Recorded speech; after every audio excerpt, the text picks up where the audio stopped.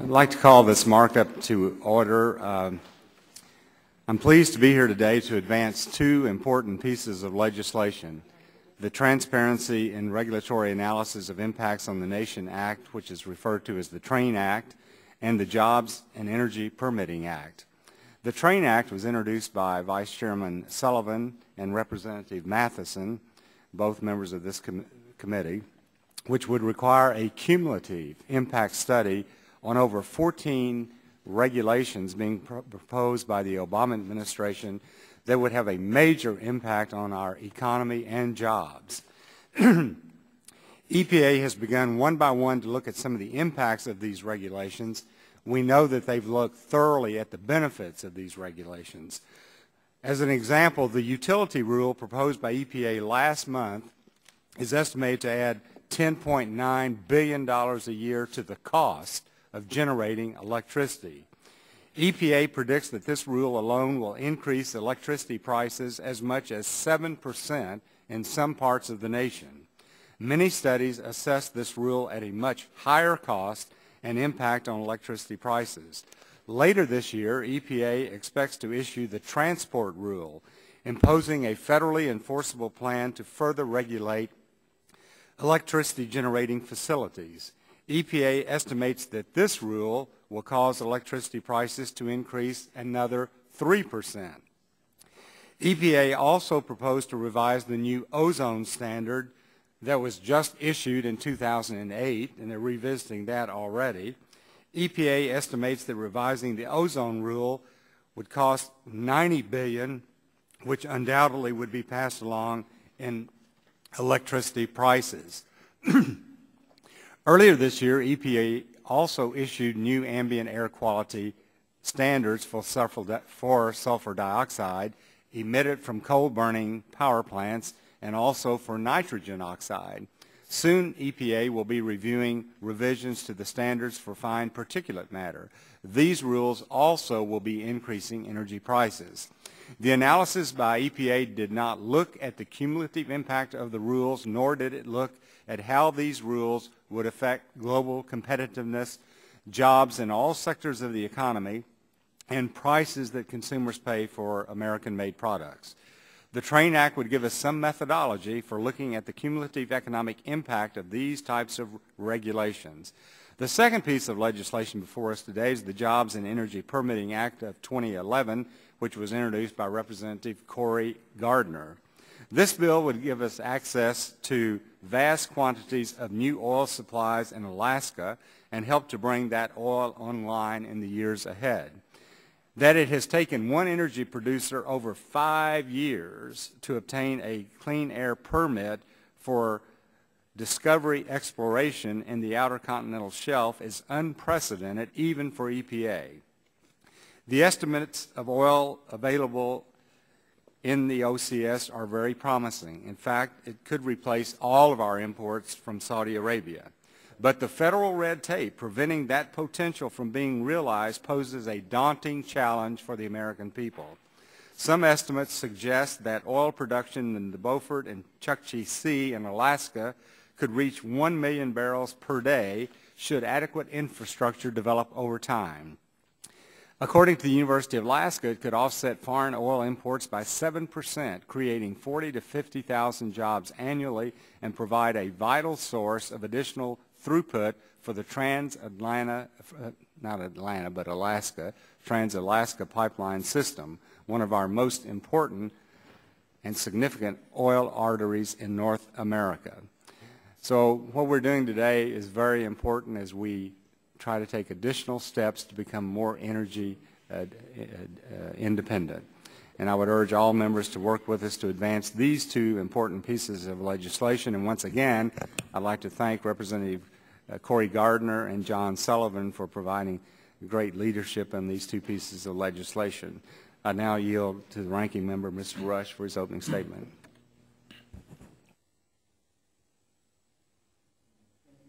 Chairman, and I want to thank you for holding this hearing.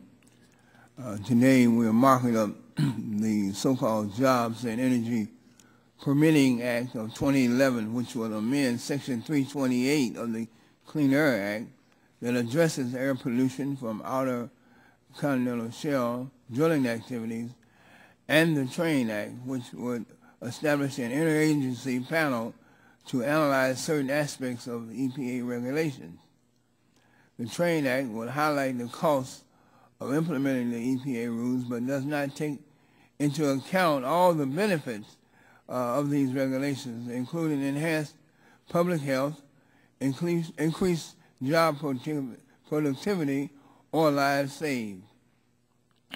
This bill will also not take into account the positive impacts that EPA regulations have had on our economy, including spurring additional research and development of clean energy technologies, instituting higher fuel efficiency standards, and helping make the country less dependent on foreign oil. Unfortunately, for many of my colleagues, if the benefits of a regulation cannot be monetized, such as lives saved or jobs lost prevented, then they are written off as having no economic value.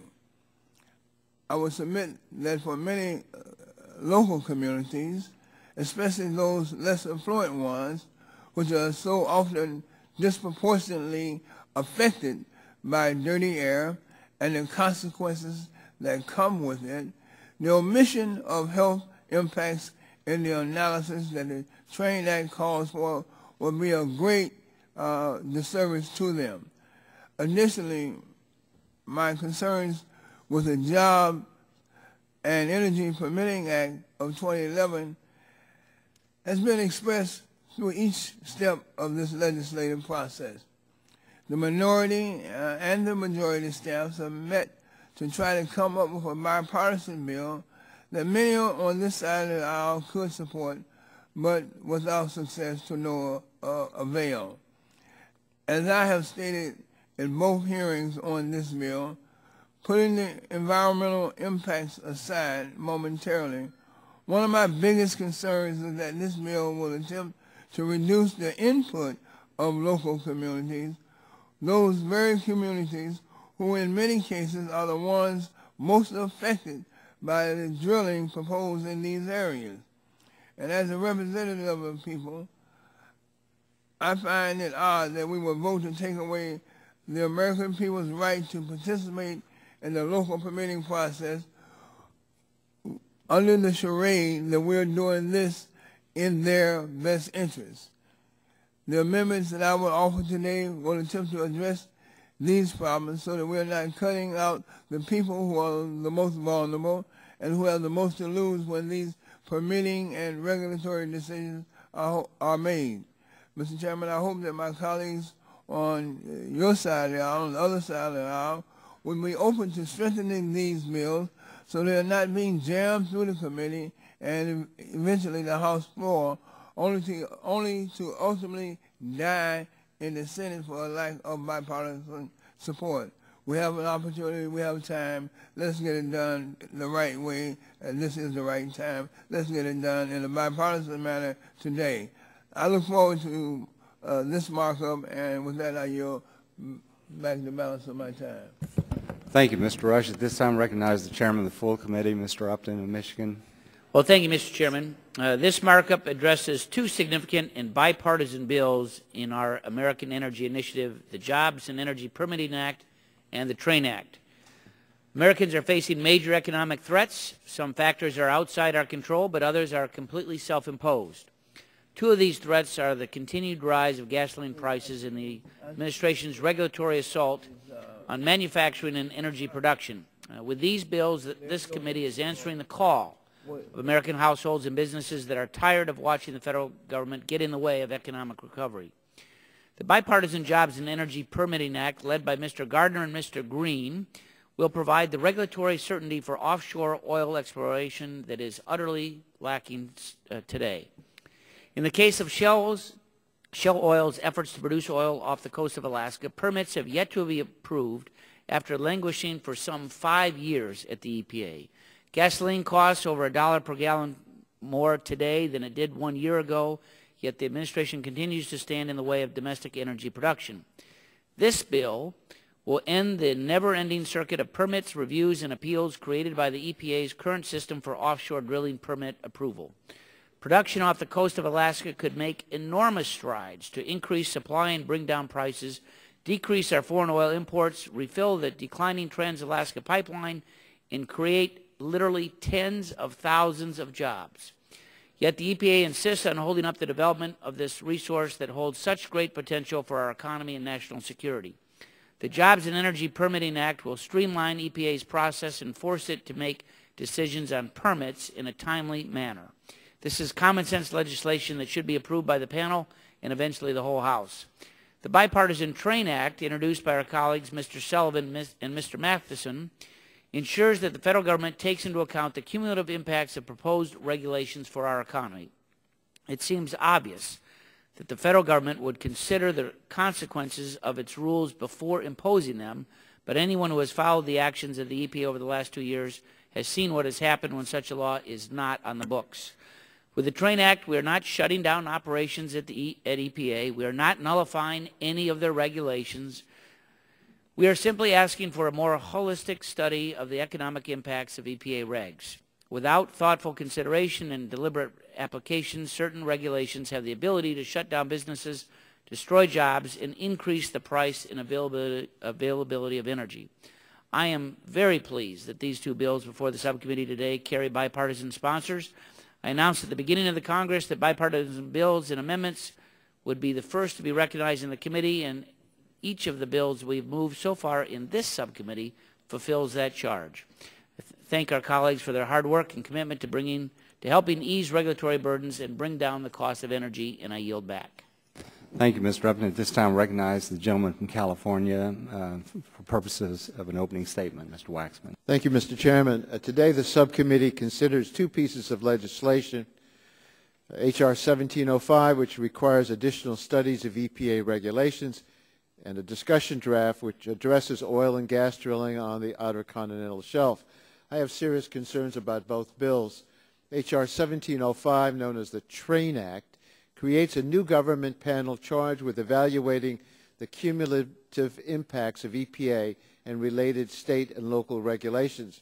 I support the effort to have good information about the potential impacts of regulation, but I can't support proposals that are one-sided, that will waste taxpayers' dollars with redundant or infeasible analyses, or that are designed to prevent EPA from doing its job of protecting public health and the environment. One serious problem is that this bill calls for an analysis of only the costs of regulation, not their benefits. It asks for an analysis of the impacts of regulations on the global economic competitiveness of the United States, but not on the benefits of reducing global climate change. It requires an assessment of the impacts of EPA's regulations on electricity and fuel prices, not on the health benefits of fewer cases of childhood asthma and longer lives. It calls for analysis of the impact of facility closures, but not of the facility openings that will be created by investment in clean energy. Unless we amend the bill to restore balance, it won't provide a fair and objective assessment of the rules to be examined.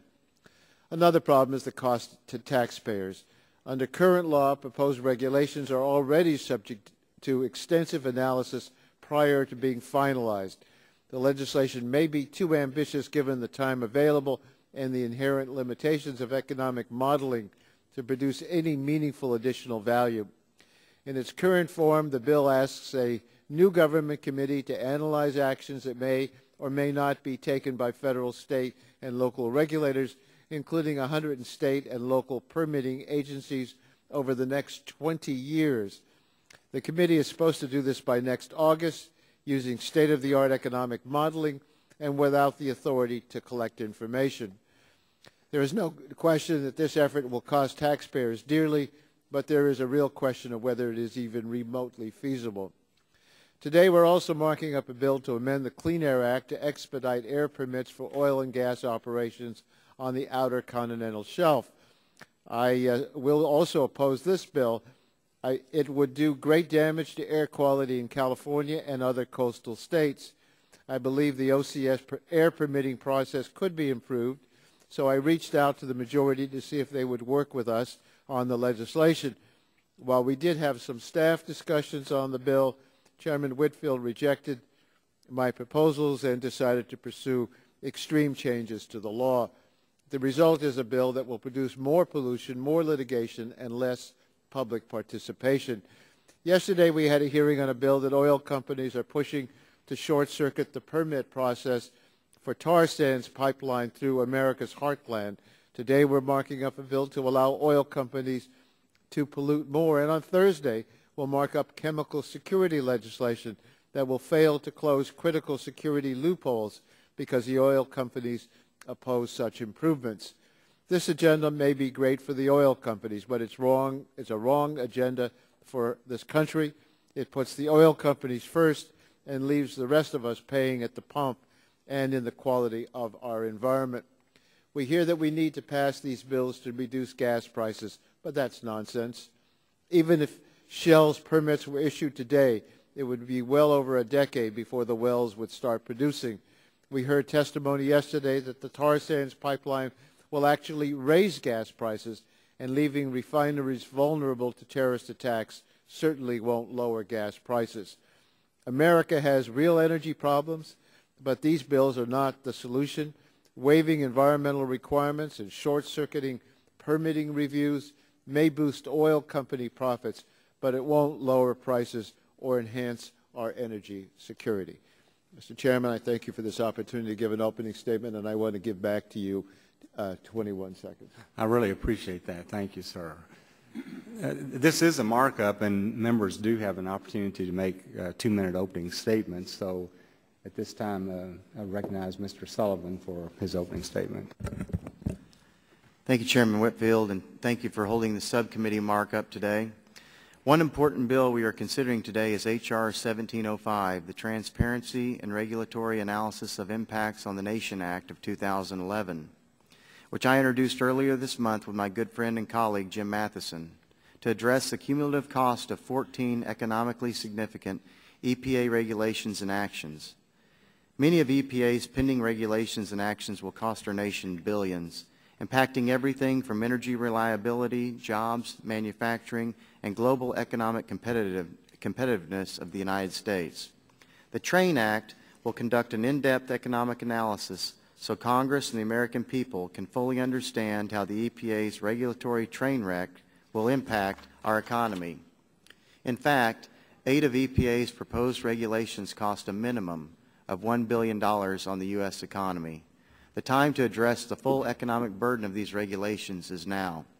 Specifically, the TRAIN Act would require a federal interagency analysis of the cumulative impact of certain rules and actions of the Environmental Protection Agency on global economic competitiveness, energy and fuel prices, and the reliability of U.S. bulk power supply.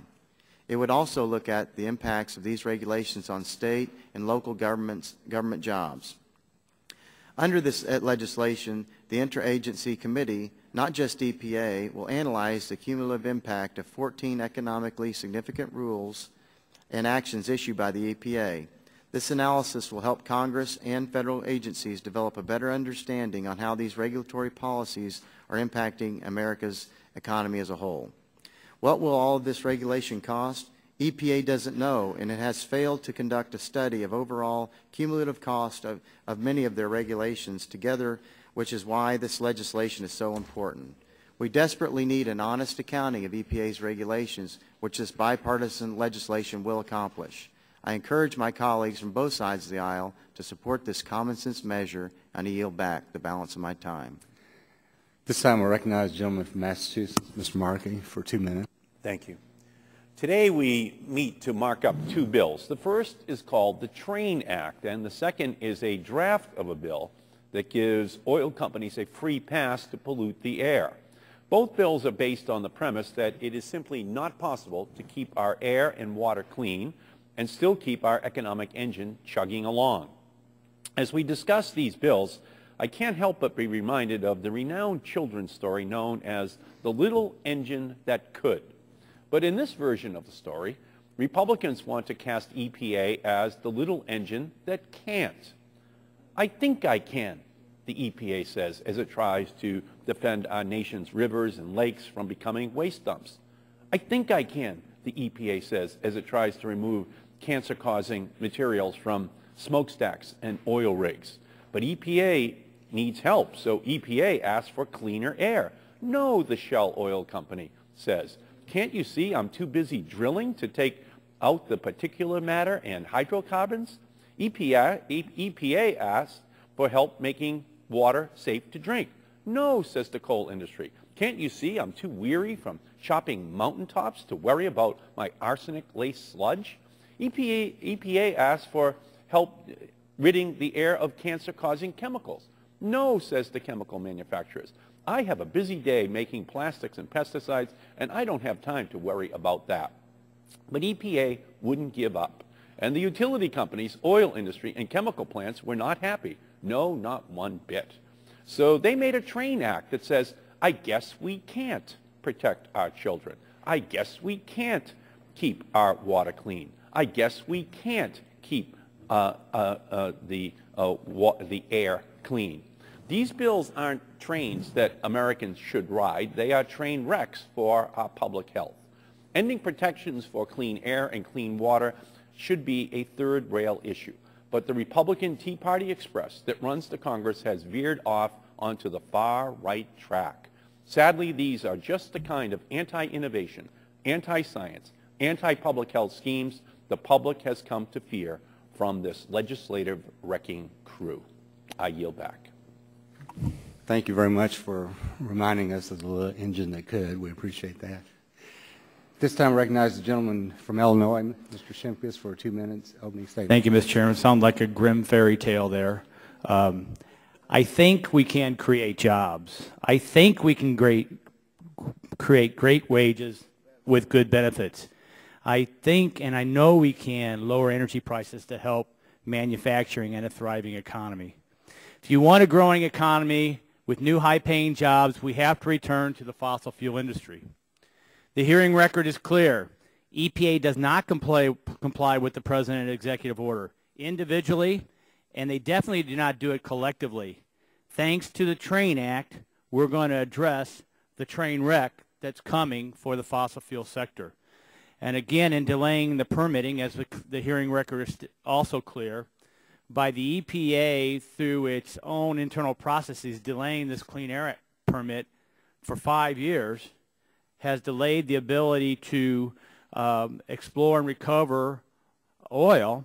And again, at the hearing, everyone, even the opponents of the legislation, they do want the Trans-Alaskan pipeline to remain open. And the only way you're going to keep that thing open is if you fill it with oil.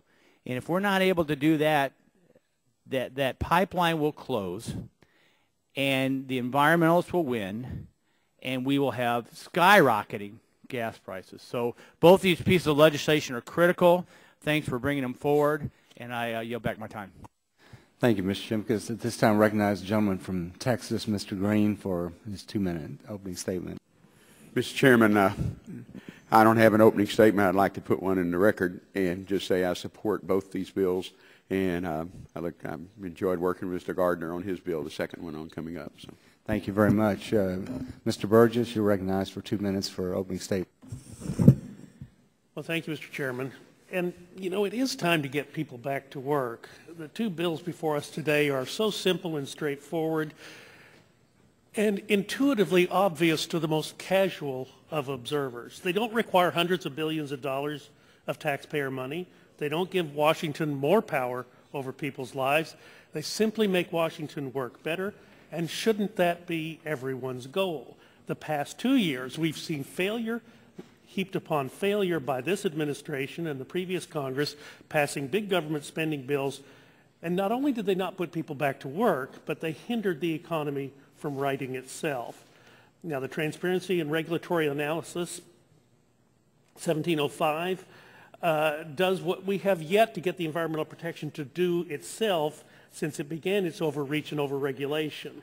This bill will look at the regulations coming out of the agency, aggregate them, and have independent oversight to review their cumulative impact, both positive and negative, that these rules can have on the economy and jobs. And how can you be opposed to that? The Jobs and Energy Permitting Act will streamline the process by which the Environmental Protection Agency will determine the air permits in the Arctic region, and it's also a simple and straightforward bill. We heard from witnesses as well as members on both sides of the dais that the 5 years that Shell has waited for a final agency determination on their exploratory permit is out of sync with the intent of the laws governing those permits. The EPA's own Environmental Advisory Board is in fact out of control and not serving the public interest. We do need accountability at the EPA, and this bill is just simply a step forward toward that result. This is the type of jobs legislation that the public sent us here to pass. Let's help and get America back to work. I yield back the balance of my time. Thank you, Mr. Burgess. This time recognize Mr. Walden for a 2-minute opening statement.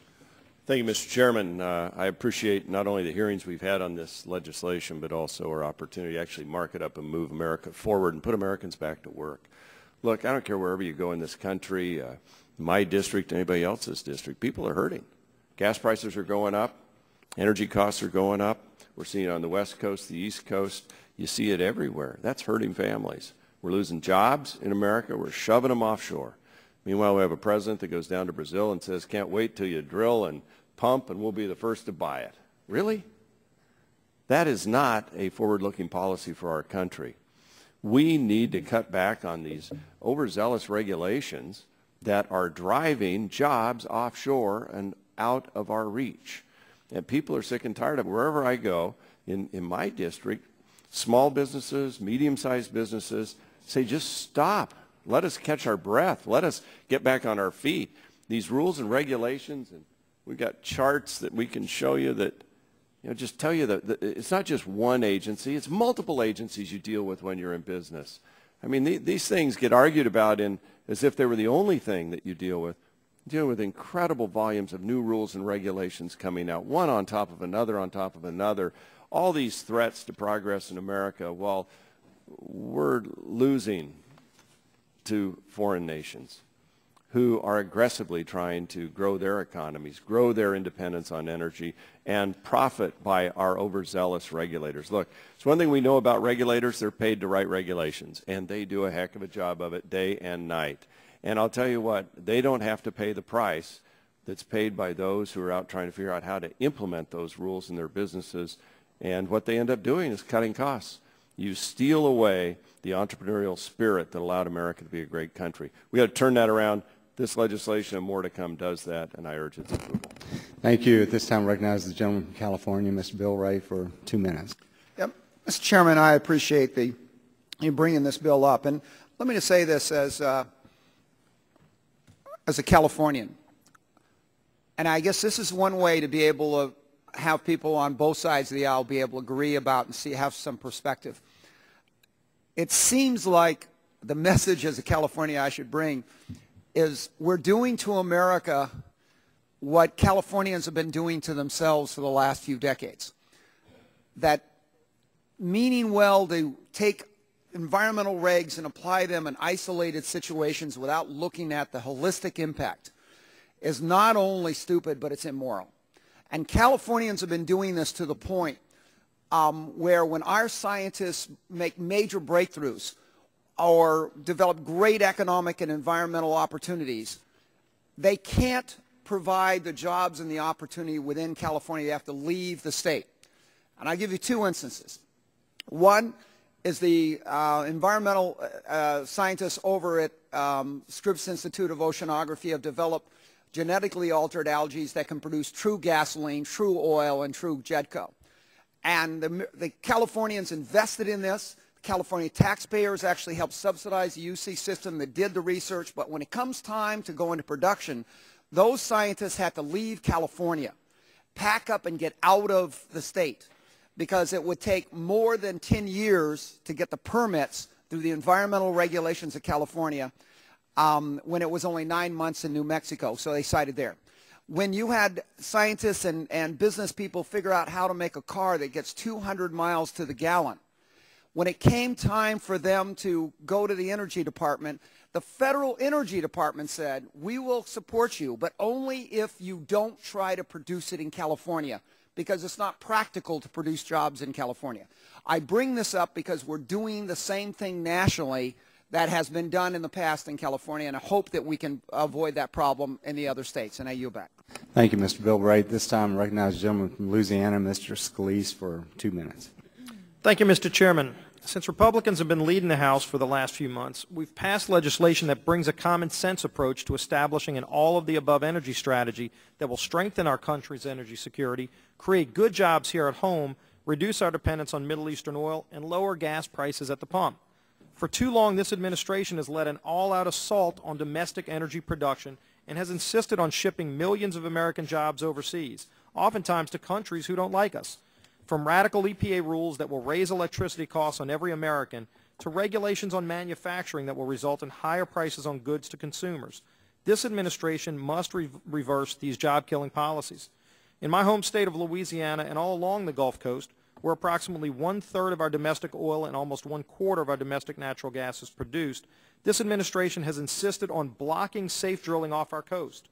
By refusing to issue permits and stalling the entire permitting process, this administration is dangerously jeopardizing America's energy security, and these failed policies have already resulted in over 13,000 jobs lost. That's why, and that's using the White House numbers, by the way. Americans spoke loud and clear last fall that they want to end these radical liberal policies being pursued by this administration and replace them with common sense solutions that will put Americans back to work, get our economy back on track, and eliminate wasteful Washington spending.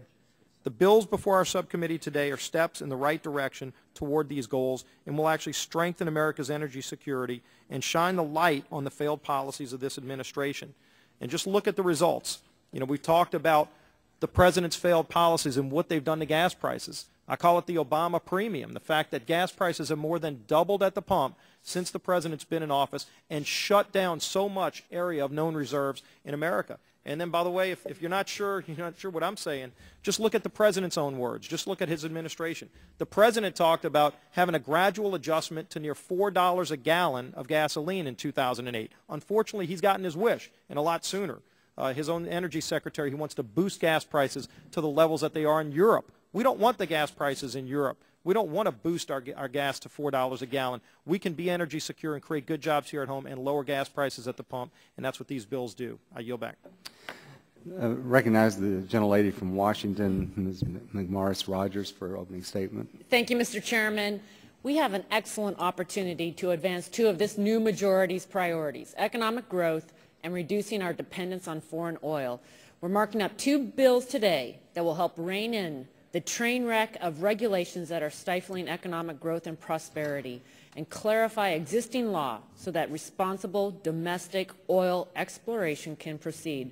The federal government should not and must not continue to stand in the way of American energy and American jobs. One guy in my district put it this way. He says, there's a big elephant in the middle of the road, Kathy, and it's the federal government, and it's getting harder and harder to get around it. Both of these bills before us today can help advance our basic principle. Thank you, Mr. Chairman, and I yield back my time. Thank you very much. This time I recognize the gentleman from Texas, Mr. Olson, for 2 minutes. Mr. Chairman, thank you for scheduling this markup today. I support both of these bills. Earlier this year, President Obama promised a thorough review of federal regulations to eliminate burdensome regulations that stifle job creation and make our economy less competitive. I believe the TRAIN Act will help the President in achieving his stated goal of identifying federal regulations that are costing American jobs and taking a toll on our economy. It's important for the American people to have an opportunity to understand the cumulative effects of EPA regulations on energy reliability, affordability, and security. The TRAIN Act is the first step in determining just how big of an impact these regulations are having on our economy. Similarly, federal agencies, especially the EPA, should tell the American people the number of jobs lost or gained from any proposed rule. I've introduced legislation that would do just that, and would also require the EPA to provide the public with their analysis used to make that determination. In addition to the TRAIN Act, the Jobs and Energy Permitting Act before us will help clarify and improve the EPA's decision-making in air permitting off the coast of Alaska and restore much-needed certainty to that regulatory process. As we've heard in testimony before this committee, Shell Oil has already invested over $3 billion in developing U.S. energy sources in the Outer Continental Shelf of Alaska. It's unconscionable that the necessary air permits to begin operations has taken 5 years with no end in sight. Let's get the federal government out of the way and create American jobs by developing American sources of energy. With these two bills, we will make this administration accountable for its regulatory actions and provide the certainty needed by the private sector to grow jobs and get our economy back on track. I thank the chairman and look forward to moving these two bills forward through the full committee and the House floor. Thank you very much. At this time, I recognize the gentleman from West Virginia, Mr. McKinley, for opening statement.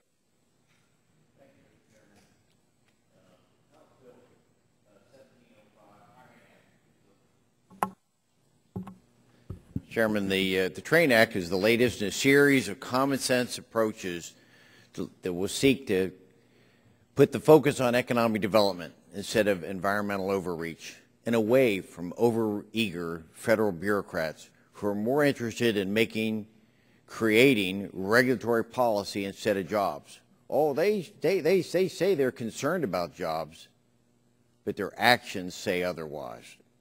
We have seen this particular case of overregulation and job destruction strike home in West Virginia with a retroactive veto of a mining permit in Logan County that cost us hundreds of jobs and millions of dollars in investment without any new sound science or documentation.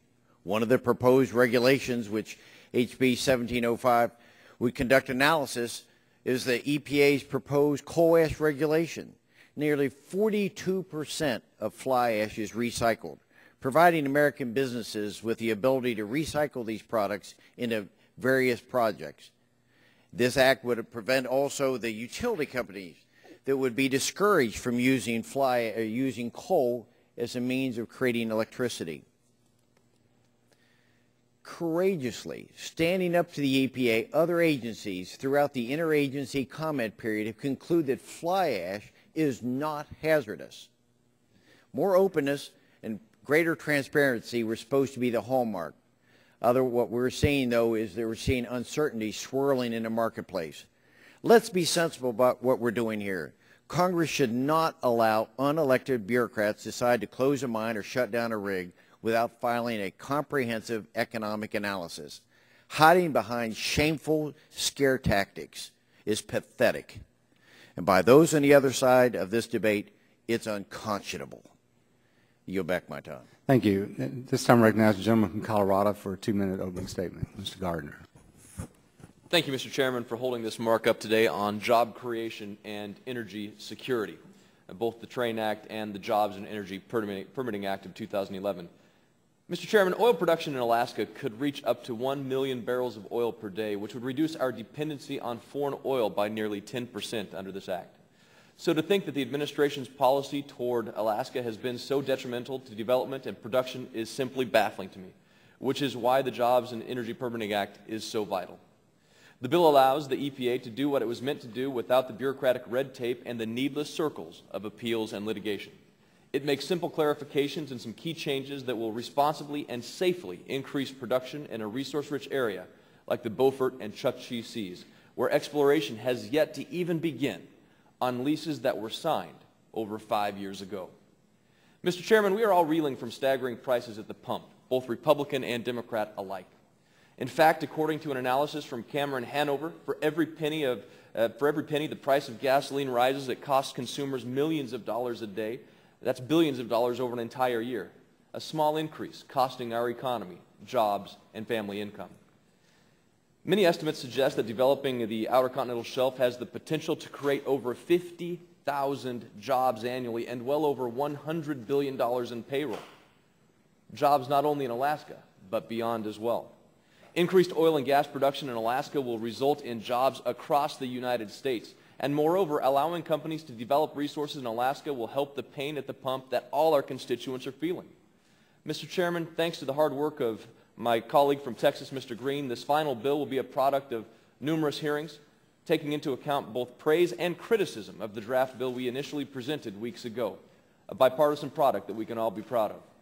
It continues to protect state law in states like California, which have delegated authority, continues to provide public participation, and Administrator Lisa Jackson of the EPA has already said that there are no human health risks associated with this drilling. This bill is a compilation of hard work, and I hope we can move it forward. Jobs and gas prices depend on it. Thank you, Mr. Chairman. Thank you. At this time, I recognize the gentleman from Kansas, Mr. Pompeo, for a 2-minute opening. Thank you, Mr. Chairman. And I want to talk about an example. Sometimes we talk about these regulations in the air, and I want to give a real example. But first, I want to thank Mr. Sullivan of Oklahoma and Mr. Mathis from Utah for introducing H.R. 1705. You know, in Kansas, we've been trying to build a power plant. It's called Holcomb 2 for years now. It is one of the most technologically advanced units in the state of Kansas, with emissions that will be only a fraction of the average coal plant in the state. What's tragic about Holcomb is that despite this innovation we are seeing in building a cleaner burning plant, EPA's new utility MAC rule will make it impossible for this project to get off the ground. The emission standards for mercury and non-mercury metals alone will be at such low levels that I'm very concerned that are not even technologically feasible. You know, good people can have disagreements about some EPA regulations, but our common goal should be cleaner air without unnecessarily compromising jobs and economic growth. The power plant Holcomb alone would create over 3,000 Kansas jobs. That's why 1705 is so critical. It requires common sense examination of so many of EPA's disastrous regulations, including the utility MAC, coal ash, and the greenhouse gas new source performance standards for petroleum refineries and utilities. Look, ideally, I'd like to see all of EPA's train wreck rules rescinded and have them go back to the drawing board to create workable, health-based solutions. I doubt I'd have many friends on the other side of the aisle support me on this.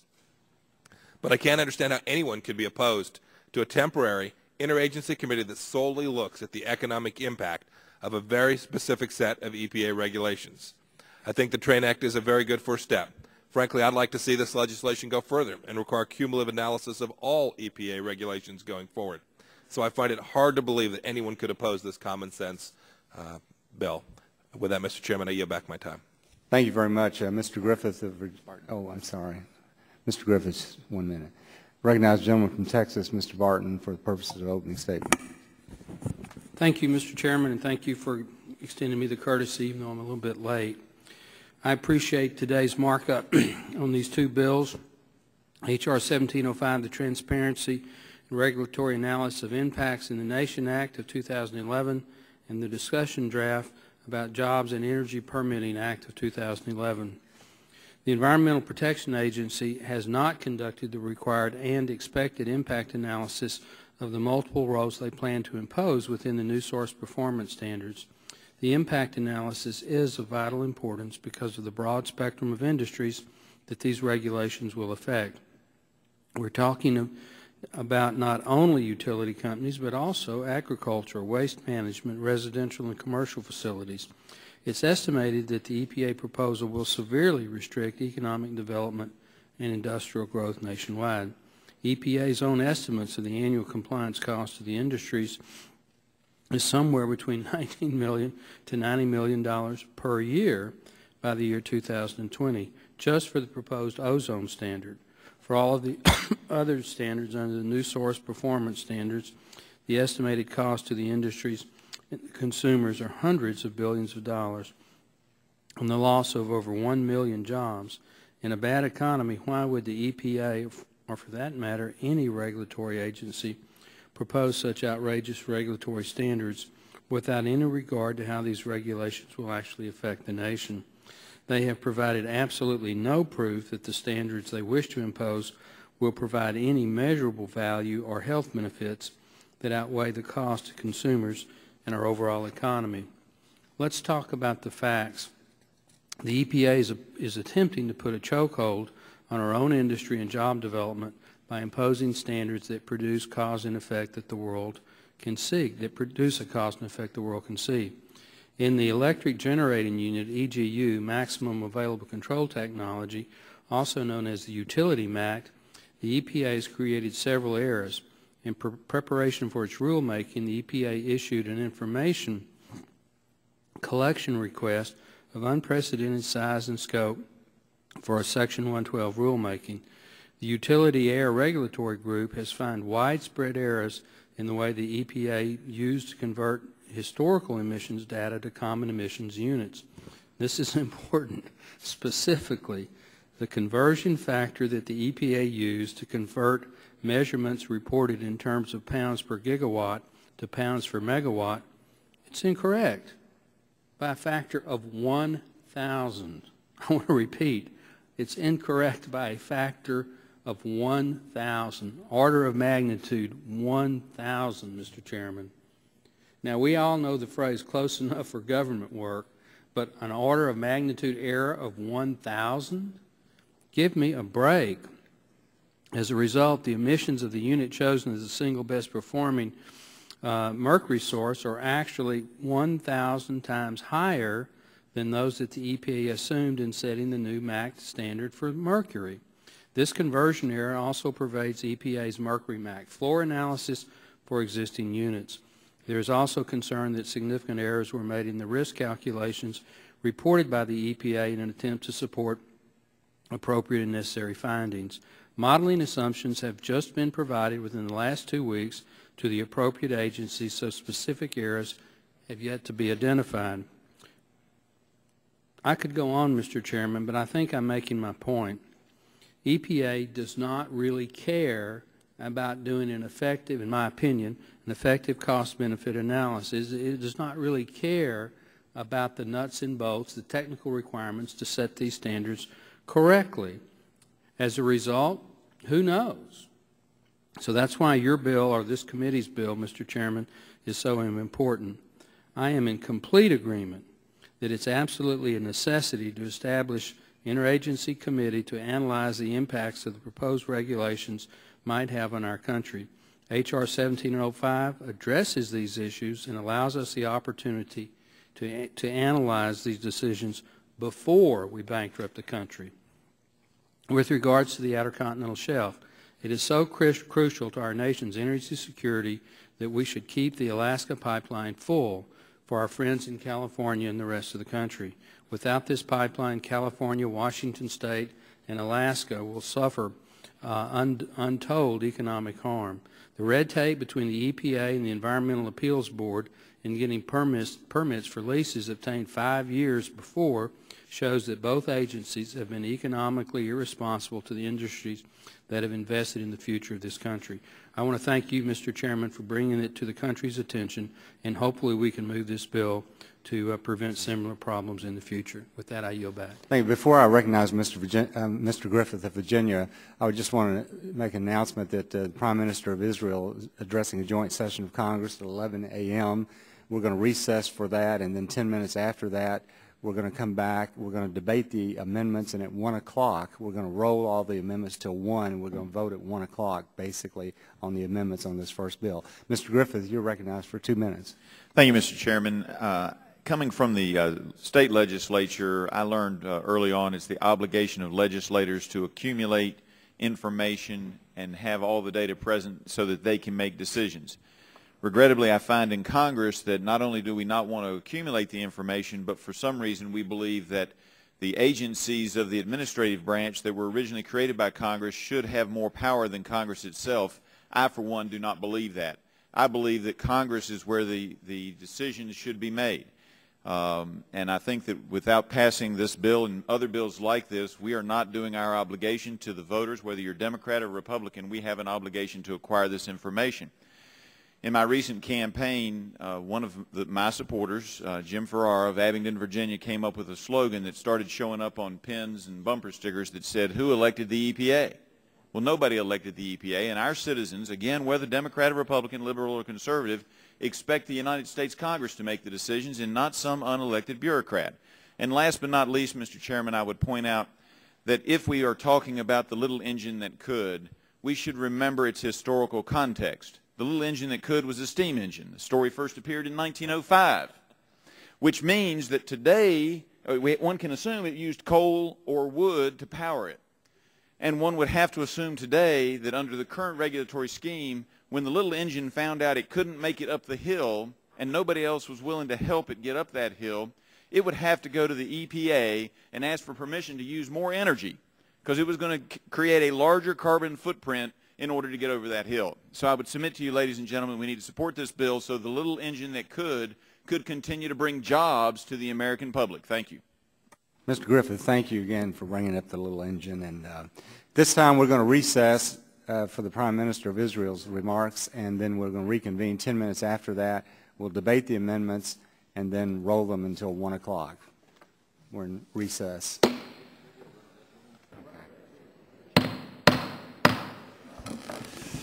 The chair calls the markup back to order. When we took a recess, I had indicated that we were going to debate these amendments and then we would roll them until about 1 o'clock for a vote at 1 o'clock on the amendments. Subsequent to that announcement, we now realize that many of our friends are having a private meeting with the Prime Minister of Israel between 1 and 1:30.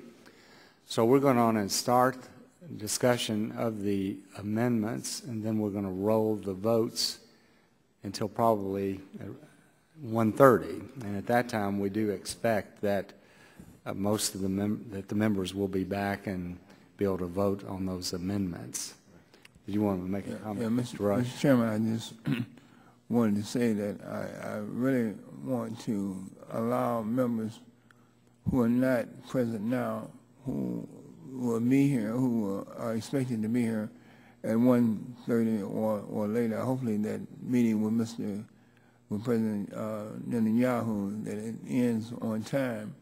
But in the my only concern is that members who show up subsequent to us hearing the bill, the amendments to any of these bills, any of the two bills, and the debate that will take place at this point in time, that any member that shows up subsequent to us concluding debate would also have an opportunity to voice their opinion, to engage in debate when it is that they show up. And so they won't be showing up just for a vote, but that the process still will be open so that they will be able to engage in debate also. That's my point.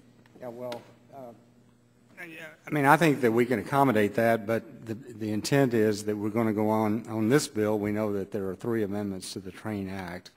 So we're going to go on and have those amendments introduced and explained, and we can go both sides talking the pros and cons of them.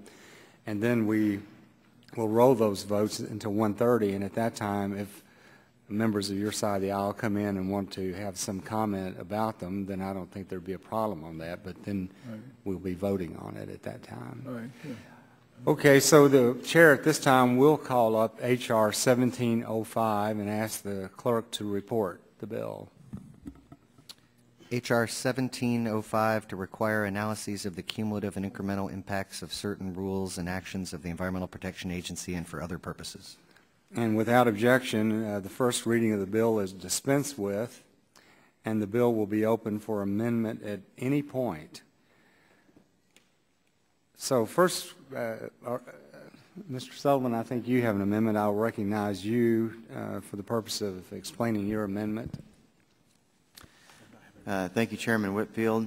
The clerk will report the amendment. An amendment offered by Mr. Sullivan of Oklahoma.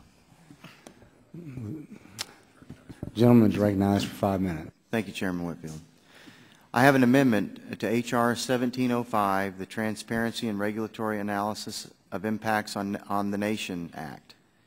At introduction of this bill, we acted with an abundance of caution to include an authorization of $2 million for purposes of carrying out the analysis that would be required by the Train Act. My amendment would cut Section 5 of the bill, as we now feel that the specific appropriation is not necessary. especially in light of our record national debt. We now believe that this work can and in fact should be completed using existing resources under the current operating budgets of the 11 agencies that are called upon to support this effort. Each of the member agencies bring to this effort the experience of staff that are already dedicated to the analysis of regulatory and policy impacts. In fact, each economically significant regulation issued by the Environmental Protection Agency is subject to intra-agency review by these member agencies, using guidance and methods specified in this bill. We fully expect that each of the committee members will draw upon existing regulatory analysis capabilities that reside within each of their agencies. During these times of fiscal responsibility, we believe it is important to leverage existing expertise and resources rather than duplicate activities that may already be underway. I also note that the adoption of this amendment will keep our bipartisan legislation in compliance with both Chairman Upton's principles for our markups and Majority Leader Cantor's protocols for floor consideration under discretionary cut-go principles. I encourage all members of this committee to support my amendment, and I yield back the balance of my time. Mr. Sullivan, thank you very much. Mr. Rush, do you have any comments? Thank you, Mr. Chairman. Mr. Chairman, I have to say that I'm not in agreement with this amendment. I oppose this amendment. And this amendment eliminates Section 5 of the TRAIN Act, which authorizes $2 million to carry out the study mandated by the bill. Essentially, this replaces the $2 million authorization for the TRAIN Act with an unlimited blank check to be paid at taxpayer expense. Mr. Chairman, you and I will probably agree that it is a basic rule of legislation that whenever Congress imposes a duty or an obligation on the executive branch, it is an implicit authorization to appropriate, quote, such sums as are necessary, end of quote, to carry out the duty or obligation. Therefore, voting for this amendment is the same as voting to authorize federal agencies to spend such sums as are necessary. This is a huge new federal expenditure of taxpayer dollars. As I noted in my opening statement, this bill requires 11 federal agencies to conduct extremely detailed economic modeling on a long list of specified federal regulations and other potential federal, state, and local regulations or other actions. Just gathering information on each of these rules would be an extremely expensive undertaking. The most recent continuing resolution / funding for important data gathering by the Energy Information Administration on energy use. I strongly oppose cutting those programs, but that decision was made because such efforts do cost money. The data gathering required by this bill will be far more extensive and cost far more. In addition, the agencies will have to hire contractors to run sophisticated and expensive computer models, and they will have to analyze and write up the results. Mr. Chairman, this is not a minor exercise. I also find the majority's willingness to jettison authorization language today quite curious. The majority began this Congress by saying that cut-go will apply to committee legislation. Every new program authorization must be accompanied by an equivalent cut in other authorized programs in the committee's jurisdiction. But now, on the first bill that poses a challenge, the majority is attempting to evade its own requirement by dropping the authorization language. Mr. Chairman, this is evidence of what an empty promise cut-go was in the first place. And I yield that back to the balance of my time. Thank you very much. Gentleman from Illinois is recognized. Thank you, Mr. Chairman. Speak in support of the amendment. I would just say that as we found out in the last one of the hearings that there are 17,000 employees of the EPA similar numbers throughout the other agencies that would have to do that. Surely they could find folks to do this. And I kind of reject the premise that they should be able to find the people and the funds to be able to do this within the existing budgetary authorization. I yield back. Thank you. Is there anyone else on this side of the aisle like to speak? I would just make one comment also. I think Mr. Rush is correct. There are 11 departments and our agencies involved in this legislation. All of them have budgets and sources of funds through the appropriation process, and we do genuinely believe that they would be able to fulfill the responsibilities and obligation of this legislation without the specific authorization of another $2 million.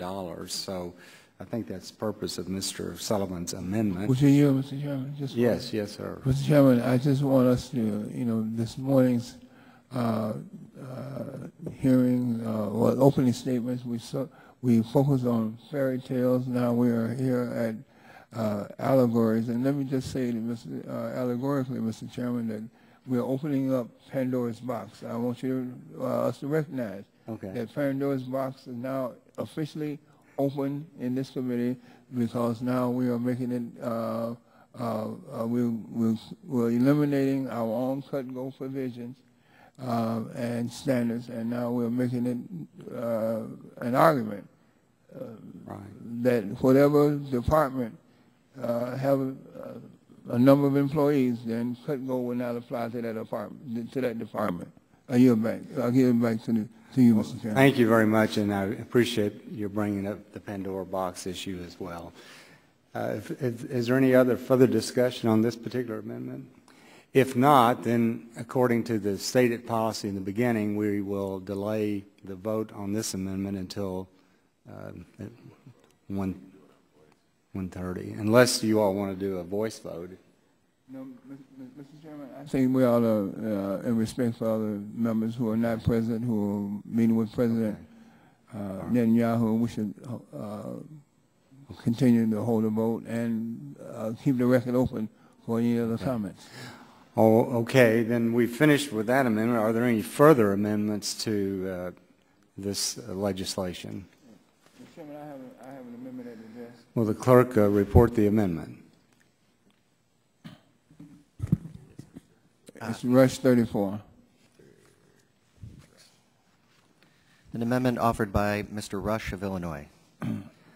The gentleman is recognized to explain his amendment. Thank you, Mr. Chairman. Mr. Chairman, in almost every single bill introduced in this subcommittee under the banner of the so-called American Energy Initiative, which we just completed our 8th hearing on yesterday, my friends on the other side of the aisle have attempted to reduce the red tape and streamline the process to make it easier for oil companies to drill without delay, even if it meant sidestepping the input of states and local communities. A case in point is the second bill we're marking up today, which attempts to make it easier for Shell to acquire the permits they need to begin drilling in the outer continental shelf in Alaska in an expeditious manner by cutting out state and community input. Yet, in place of this legislation, the Train Act, we have the majority attempting to do just the opposite, add an extra layer of red tape and create yet another committee to study the impacts of proposed EPA regulations to delay implementation, even though by law the agency is already required to do so. Unfortunately, my friends on the other side of the aisle conveniently left off the health effects of the proposed regulations as one of the cumulative impacts that this bill would analyze. I understand that for some of my colleagues, if a regulation cannot be monetized, that it has no benefit. But for many communities that do not have the money and connections of the oil and gas industries, there is no more important benefit than protecting their health and their livelihoods. So the amendment that I am offering today will do precisely that. It will amend this bill to include important environmental protection and health agencies that were omitted from the original bill. My amendment would add the chair of the Council on Environmental Quality, the Secretary of Health and Human Services, as well as the Director of the Centers for Disease Control and Prevention, among others, to the interagency council that this bill would create. Additionally, my amendment would direct the committee to look at the important health impacts that would be affected by EPA's proposed rules, including asthma rates, birth defects, premature mortality, and the effect of promoting clean energy jobs and technologies. If some of my colleagues were worried that existing studies that have already been conducted focus too heavily on health and environmental impacts of proposed EPA rules and did not sufficiently take into account the jobs and the economic analysis, then let's not make the same mistakes on this bill. Let's make sure the committee established under this bill takes a balanced and unbiased approach if the majority feels that previous studies were indeed slanted. By including health and environmental impacts of proposed EPA rules, we can ensure that this bill enjoys the support of a much larger coalition as it moves its way through the legislative process. So I urge all of my colleagues to support this amendment, and with that I yield back the balance of my time. Thank you. The Chair will recognize Mr. Griffith for comments on this amendment for 5 minutes. Mr. Chairman, my concern with this amendment and others like it in language in this regard is that these amendments always want to look at the resulting reduction in asthma by virtue of the new regulation. They want to look at the reduction in various types of birth defects, etc. But it never talks about the other side of the health equation, which is that when you make the cost of heating your home more expensive, then people have to start choosing, particularly in the areas that are not as affluent, they have to choose between heating their homes and whether or not they put food on the table. So if we were going to have a real discussion about the health impacts of a particular regulation, I think it shouldn't just talk about how the regulation helps, but it should also be looking into how the regulation hurts. Because if we make the cost of fuel go up, whether it be electricity rates or the cost of gasoline or the cost of fuel oil for people's homes, that has a direct impact on their health. And unfortunately, the language in the amendment proposed does not address that at all. It only looks at the positive side. It doesn't look at the negative side, because a lot of these regulations in a real-world experience cause problems. We've seen significant increases in the cost of electricity in my district, and as a result of that, I know that there are families out there, and in fact, the Democrat minority leader in the Virginia House of Delegates just last year was railing on the floor about how constituents who live in the 9th District of Virginia and overlap in his district are not able to heat their homes because of the rising electric rates. So I would submit, Mr. Chairman, that we should vote against this amendment, that it doesn't, it only looks at one side of that issue. If we wanted to look at all health impacts, including the rising cost of energy, et cetera, or the cost of these regulations as it relates to the consumer and the health effects on those consumers, particularly those who are less economically advantaged, then perhaps the amendment might have some merit, but as it is written, it has no merit. Thank you, Mr. Chairman. I yield back my time. Thank you, Mr. Griffith. Is anyone, Ms. Capps, you're recognized for the purpose of speaking on the amendment. Thank you, Mr. Chairman. I want to offer my support to the Rush Amendment. Mr. Chairman, this amendment brings balance to the Train Act. I believe without such balance, the analysis wouldn't be credible or useful. Even with the adoption of this amendment, I would remain concerned that the required analysis may simply not be possible to conduct. But if the balance provided by this amendment is essential, if not sufficient, but the balance provided by this amendment is essential, if not sufficient, to ensuring a high-quality and credible product. At the hearing on this bill, several witnesses expressed concern that the analysis required by this bill would focus only on costs, not on benefits. I appreciate that the sponsors made changes to respond in part to those concerns, but in several ways, the analysis remains unbalanced. As currently drafted, important economic impacts like reduction in the number of work and school days missed, or reduction in the occurrence of adverse health effects, and savings due to decreased use of emergency medical services wouldn't be specifically included. The analysis would consider impacts on small businesses and agriculture, but not vulnerable subpopulations and developing infants and children. The Rush Amendment would correct that imbalance. It would also ensure that the makeup of the committee is balanced by including departments and offices who have expertise in health, disease, and environmental quality. This kind of balance is essential to ensuring a high quality and credible product. So I urge my colleagues to support this amendment to bring balance to this committee and this analysis. And I yield back. Thank you, Ms. Capps. Is there anyone on our side of the aisle that would like to speak on the amendment? I would just make one comment. When EPA did analysis of the impact of these regulations, they spent a great deal of time and energy looking at health benefits from these regulations. And really, one of the reasons this legislation was introduced is that we did not feel there was a thorough enough analysis for the impact on the economy, on jobs, on global competitiveness, and we felt like that the health benefits had already been thoroughly analyzed by EPA before they issued the regulations. So that's the reason that we did not include it in the bill. Mr. Chairman, would the gentleman yield? Yes, I yield to the gentleman. Mr. Chairman, that's the reason I made my comments, because when we had hearing earlier, one of the things that was said, I raised that issue about the costs and what happened when they were looking at some regulations, what happened when you raised those costs on heating, and the administrator basically came back with, and I paraphrased, something to the effect of, well, there are programs to help people, we don't want to freeze anybody.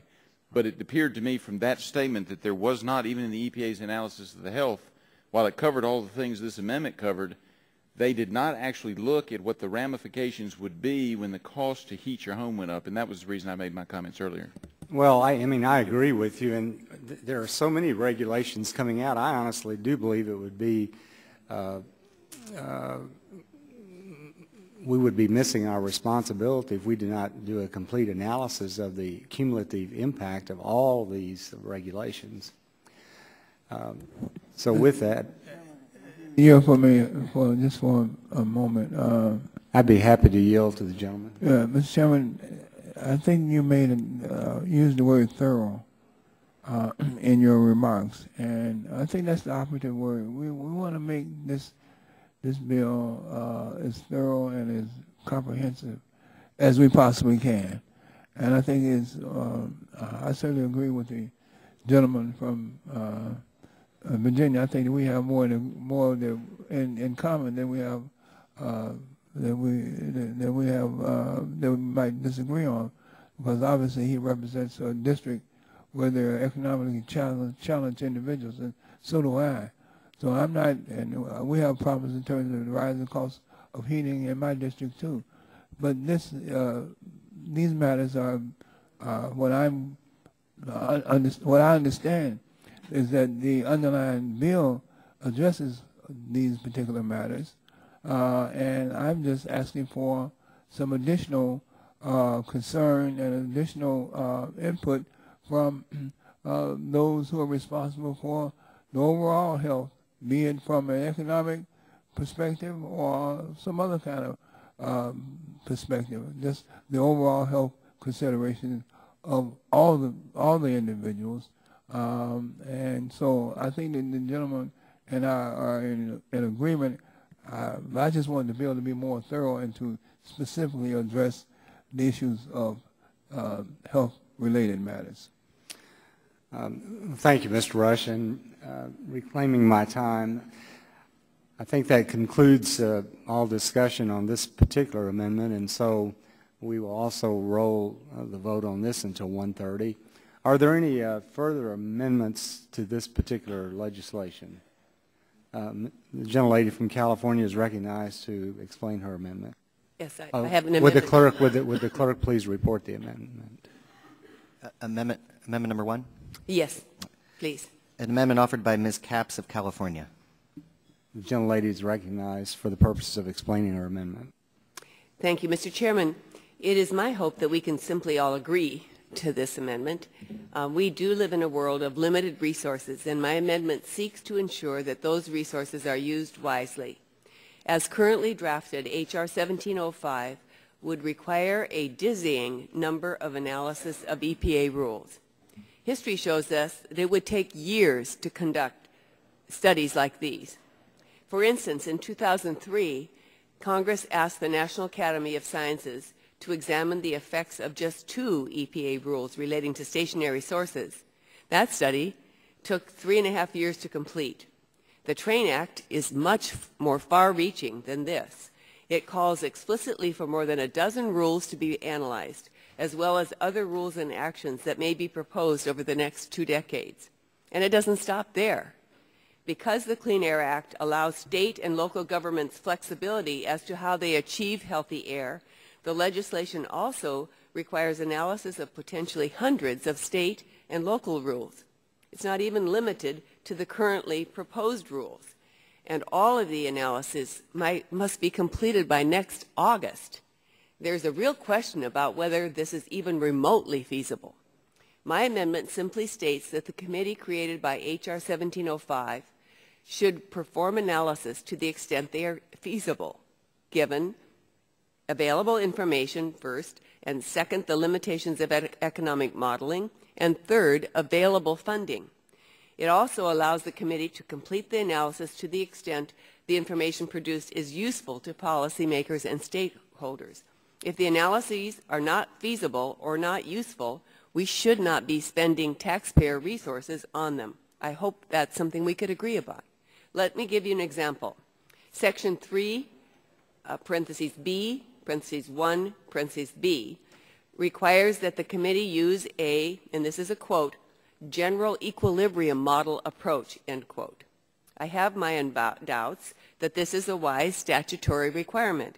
The subcommittee has received no testimony on this particular analytic method, and it is not common to spell out specific economic modeling approaches in statute.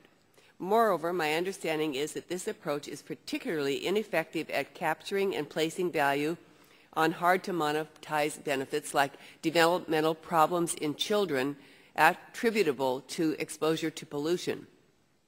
Under my amendment, the committee would be able to bypass this requirement if it isn't feasible or useful to do it.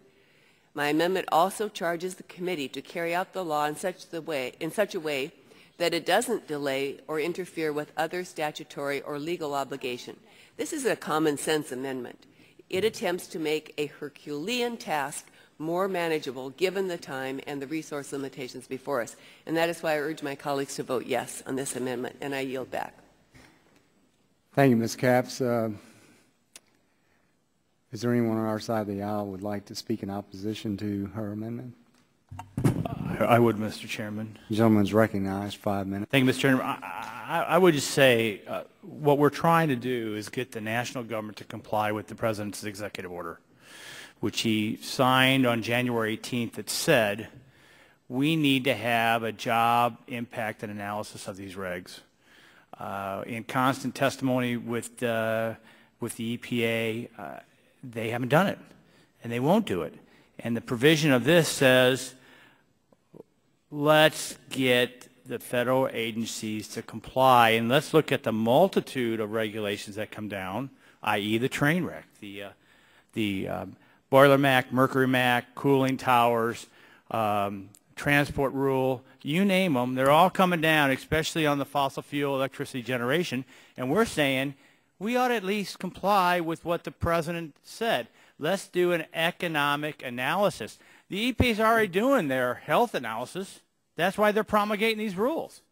We're just asking, and really we would be dictating to these agencies, do what the President said, and let's get a job and economic analysis. Now, if you take all the agencies involved, 10 of them, surely they can put together a handful of folks to do this. We know the EPA has 17,000 employees. Multiply that by 5, and that's probably how many federal employees that are already on the payroll who can do this job. And that's all we're saying. Direct these folks to work together to move this so that we can have an understanding in this economy, with the loss of jobs, that the attack on the fossil fuel industry by this administration has to stop if we want low-cost power and we want more fossil fuel jobs. Would the gentleman yield? I'd be happy to yield.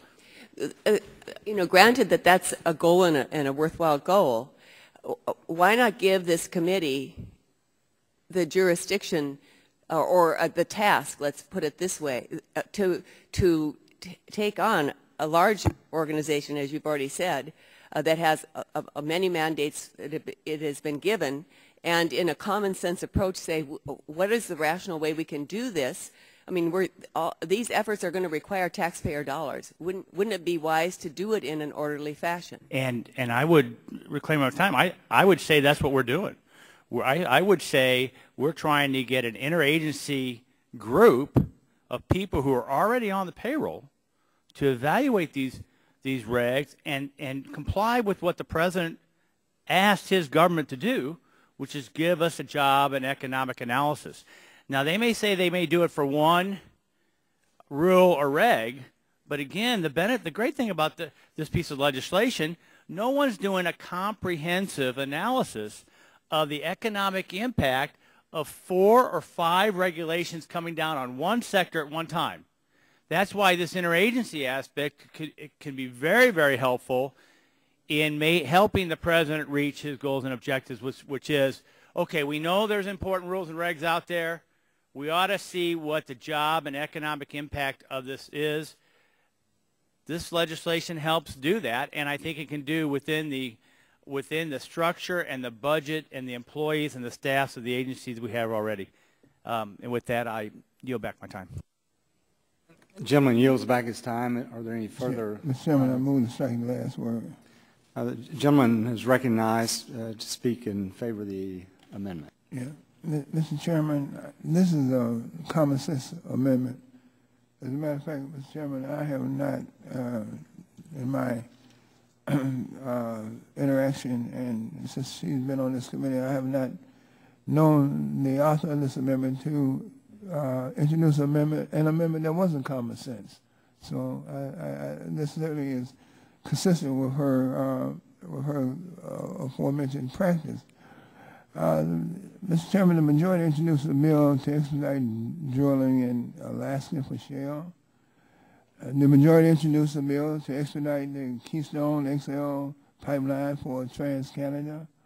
However, this bill will create more bureaucracy and red tape to study jobs and economic impacts of EPA rules, which is already required by law. There's an executive order that exists already. The law is already there. And the CAPS amendment will simply ensure that rules that are already in the pipeline for years are not delayed or otherwise interfered with, so they can be implemented on time.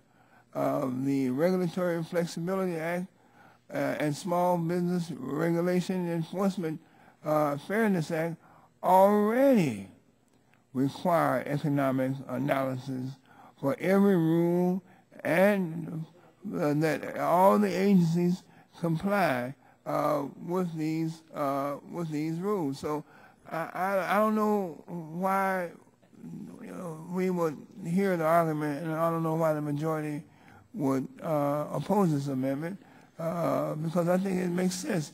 We should not create more red tape, and I thought that was the modus operandi, and that was the meaning, and that's the purpose of what the other side was attempting to do, to eliminate red tape. But here you are creating more red tape. Gentlemen, the chairman recognizes himself speaking opposition to the amendment. We had a lot of hearings about a lot of these regulations, and many times EPA testified that they did not conduct analysis of the impact of the regulations on jobs, and they certainly did not look at global competitiveness.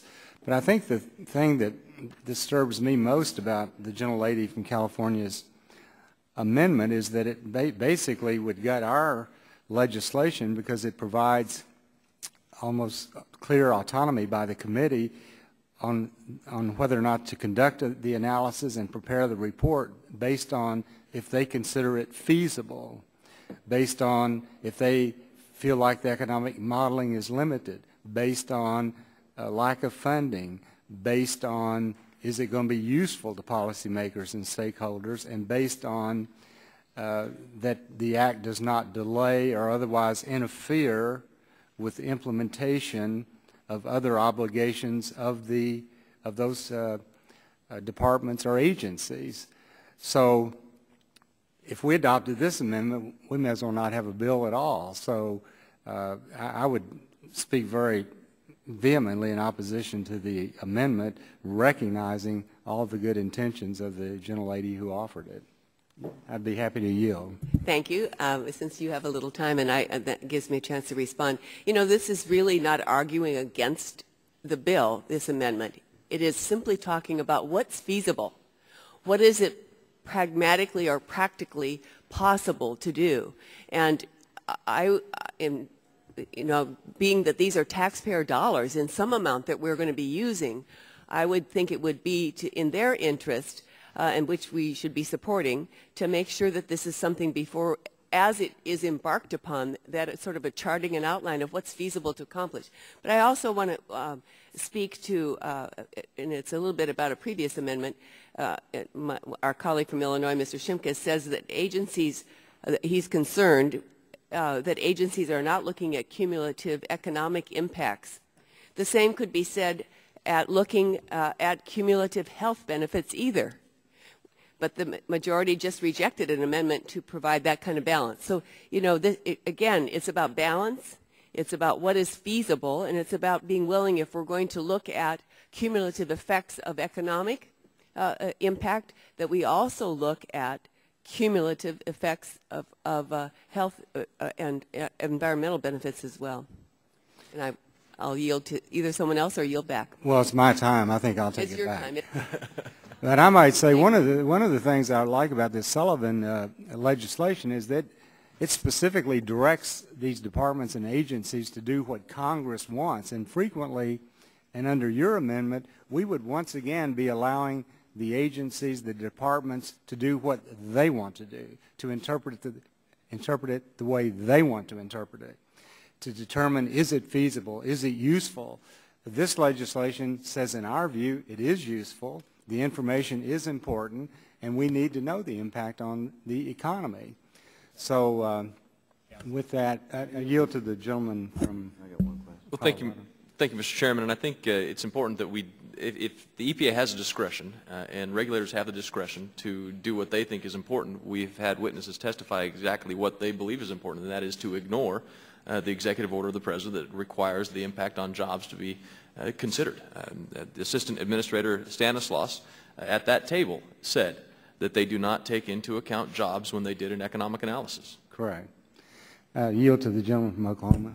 And when they were asked that too, they said that because they didn't have to, and we want them to have to do it. Also, I'd just like the gentlelady from California to know that cumulative benefits and costs are specified in the bill. Well, I yield back the balance of my time. Are there any further amendments to this bill? Well, the committee has now concluded its consideration of amendments to the train bill, and when we are prepared to vote, we will consider the Sullivan Amendment, the Rush Amendment, the Capps Amendment, and final passage. Now, the chair at this point will call up HR, and we don't have a number yet, the Jobs and Energy Permitting Act of 2011, and ask the clerk to report. Discussion draft HR blank to amend the Clean Air Act regarding air pollution from outer continental shelf activities. And without objection, the first reading of the bill is dispensed with, and the bill will be open for amendment at any point. In keeping with Chairman Upton's policy of giving priority to bipartisan amendments, I would like to, at this point, to recognize the gentleman from Colorado, Mr. Gardner, to offer a set of amendments en bloc, and without objection, the clerk will report the amendment. An amendment en bloc offered by Mr. Gardner of Colorado. And the gentleman from Colorado is recognized for 5 minutes in support of this amendment. Thank you, Mr. Chairman. And my colleague from Texas, Mr. Green, and I have an amendment that has circulated through the committee and is enjoyed this bill's not enjoyed not only regular order, but a robust and open process that has included 2 legislative hearings over a month of debate.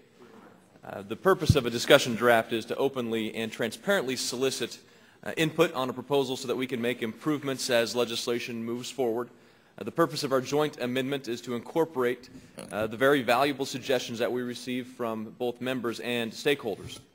Most of the changes are technical in nature, but I think they are very valuable to the bill and make a stronger committee product. Others are substantive, and I think they are important changes to make. The first changes are in Section 2. Specifically, we state that air quality impacts can be measured or modeled as appropriate. This change is being made to accommodate situations when we do not have instrumentation for measurement, and we must simply model those impacts. Also in Section 2, a redundant reference to onshore location is deleted because the Clean Air Act already defines onshore within its terms corresponding onshore area. The next change is in Section 3, where we clarify that if the exploration vessel moves away and comes back to the drilling area for weather or for other reasons it leaves, the vessel is not to be treated as a stationary source when it's moving. I think that makes sense. EPA shouldn't regulate a vessel as stationary when it is moving. That said, without precise clarity, this kind of issue has held up billions of barrels of oil in Alaska that could lower the price of gasoline over time. In general, Section 4 addresses the permit process. It gives a deadline for action, giving energy companies certainty and energy markets predictability. Because again, 5 years is simply too long for an agency to sit on the fence. And with the American people imploring for relief at the pump, we need to simplify the procedure for obtaining these air permits, especially for exploration drilling, which is temporary in nature. Section 4 is being amended to limit its scope to exploration permits, where 6 months is not only reasonable, it is imperative if we are to increase our domestic energy production and ultimately lower gas prices at the pump. In addition, we make clear that the EPA can have a reconsideration of the permit within the 6-month time frame. For example, reconsideration by the administrator herself. However, reconsideration cannot include the Environmental Appeals Board, which has been the source of the endless do-loop ping-pong process in the Shell permit case. EAB increases litigation because the EAB is litigation and makes the path to certainty take longer than the nation can afford. It was always the intent of the discussion draft to remove EAB from the process. This amendment makes that intent much more clear. After EPA's 6-month deadline, the remedy for disagreement is once and for all to go to court. No reconsideration, not even for the applicant. No administrative stay while the permit is in court. I ask the members of the committee to support this amendment, and I'd like to yield the balance of my time to Mr. Green from Texas to speak on the amendment. Thank you, Mr. Chairman. Thank my colleague from Colorado for yielding to me and working with me on the legislation. As Mr. Gardner said, this amendment makes several technical changes to improve the bill, and one important clarifying change that ensures that the legislation reflects our intent, which is to limit the expedited review process to exploration permits that are temporary and especially time-sensitive in nature. Our goal, and a goal I'd hope all our colleagues on the committee would share, was make the system work. EPA needs to have a permit approval system in place that is predictable, workable, and understandable. That's why this legislation, we have mirrored the EPA OCS air permitting process with the air permitting process employed by the Department of Interior in the Gulf of Mexico. By doing this, we can rest assured we have a strong offshore air permitting process, but that these projects are not left in limbo like we've seen with the EPA in recent years. Finally, the Jobs and Energy Permitting Act is just the type of legislation our committee should be working on. This bill is designed to increase energy production by creating a regulatory certainty which our companies desperately need to have. And I want to thank Mr. Gardner's staff and the majority staff for working with us on the proposal and ensure it narrowly is targeted and tightly crafted. The amendment improves the discussion draft, and I encourage my colleagues to support it. I look forward to continuing work to strengthen the bill and see it advance. And I yield back my time, or yield back to my colleague. Does anyone seek recognition in opposition to the amendment?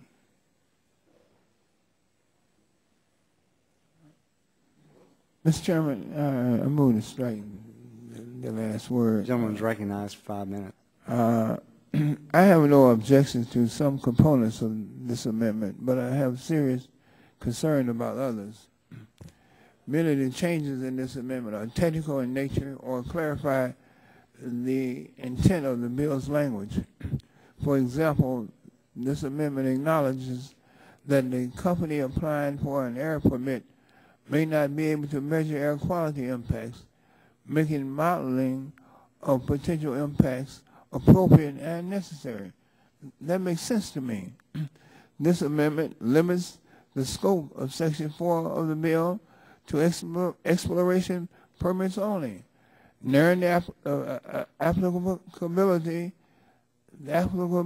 of some of the most troubling aspects of this bill is extremely helpful. But this still leaves a bill that would dramatically restrict public participation on exploration permits and increase litigation on this very same such permits. This amendment also explicitly eliminates the most effective federal forum for reviewing permit decisions, the Environmental Appeals Board. The amendment states that the EAP has no authority to review air quality permits for offshore exploration. As the EPA testified before this committee, it is faster and less burdensome to resolve disputes over permit decisions before the board rather than in court. The board also has extensive technical expertise and provides consistency in rulings because it reviews EPA's onshore air permit decisions as well.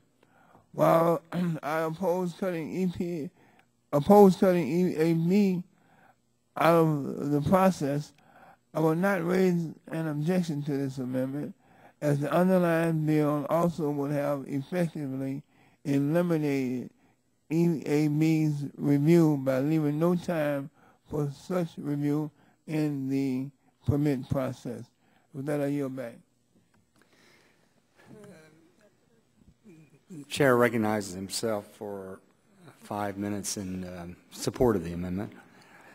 I know some people who've been opposed to this legislation were making the argument that we basically were going to try to eliminate the Environmental Appeals Board in all cases at EPA. And while some of us, including myself, would support that, I think that this amendment of this discussion draft that Mr. Green and Mr. Gardner are submitting makes it very clear that we're only eliminating the Environmental Appeals Board specifically on the exploratory drilling permits, so that it will remain intact for other permitting authorities. The gentleman from Colorado, I'd be happy to yield additional time. Thank you, Mr. Chairman. And I'd also like to point out that there are ample opportunities for the public to comment on these permits. I believe there's 4 additional comment opportunities during the NEPA process associated with the lease sale itself. There's comment periods on the permit, and so there's ample opportunity for public input and discussion. And again, when it comes to the EAB board itself, anybody who wears robes to the hearing and files briefs and arguments, I'd say that is litigation, and so that's what the EAB is doing right now. Thank you, Mr. Chairman. Does anyone else seek recognition to speak for or against the... Mr. Chairman, all we're trying to do, though, is to have the same regulatory regimen, whether it's with the EPA in other parts of the country or the Department of Interior in the Gulf of Mexico. Okay. Well, that concludes all debate on this. Are there any amendments to this discussion draft? Mr. Chairman, I have an amendment at the desk. Will the clerk report the amendment? What's the number, sir? You know the number. Amendment number 3. Rush Amendment number 3. an amendment to the discussion draft offered by Mr. Rush. The gentleman is recognized for 5 minutes to speak and to explain his amendment. Mr. Chairman, the amendment that I'm offering today would strengthen the bill by ensuring that we maintain an opportunity for community input, even as we seek to streamline the permitting process, as this bill attempts to do. My amendment will allow the EPA administrator to provide an additional 30-day extension if the administrator determines that such time is necessary to meet the requirements of Section 4 to provide adequate time for public participation or to ensure sufficient involvement by any affected state. Mr. Chairman, input by those most affected by drilling is a vital and necessary part of the permitting process. There was a time when my colleagues on the other side of the aisle valued local community and states' rights. And now in this bill, as with other bills, bill after bill, my Republican friends are doing everything in their power to strip away the power of states and local communities to even provide input into the decision that will affect them the most. Mr. Chairman, as representative of the people, I do not believe that it makes sense for us to legislate away the ability of our citizens to comment on drilling decisions that will impact their health, their livelihoods, or their well-being. And I don't think that our constituents will buy the argument put forth by my colleagues on the other side of the aisle that we must make it easier for oil companies to drill, to take away the public's ability to comment for the public's own benefit. This will repeal the Environmental Appeals Board, and in the original draft would only allow the drilling company, not states or average citizens, to seek administrative review. And by the way, if my Republican colleagues hadn't seen how preposterous this provision sounded and voted to repeal it, then I had an amendment drafted that would have done it for them. Mr. Chairman, I really believe that it's imperative that the communities at stake have an important role in the process of awarding permits, and this amendment will ensure that adequate time is given for this purpose. I don't believe that we should sacrifice the interests of average Americans in order to expedite the interests of oil companies, so that I hope that all of my colleagues on both sides of the aisle will support this amendment. With that, I yield back the balance of my time. Anyone seek recognition in opposition to the amendment? The gentleman from Colorado.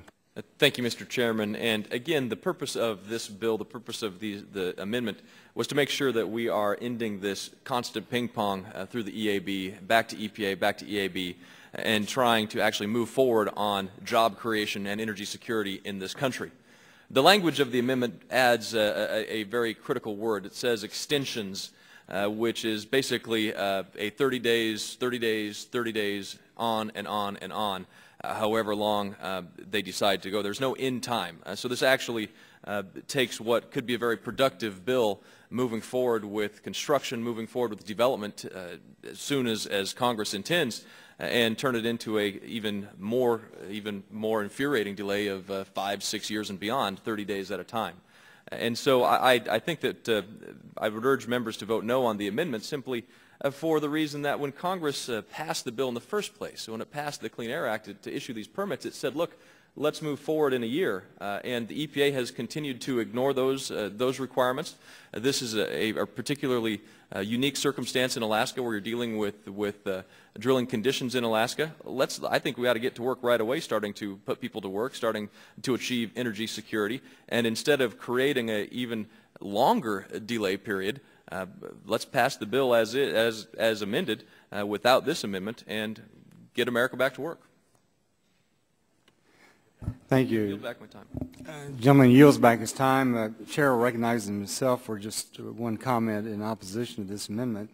We were talking about the public participation, and I do think it's important to recognize that this legislation proposed draft does not in any way change the public comment periods on EPA-issued air permits for the public at large or for states.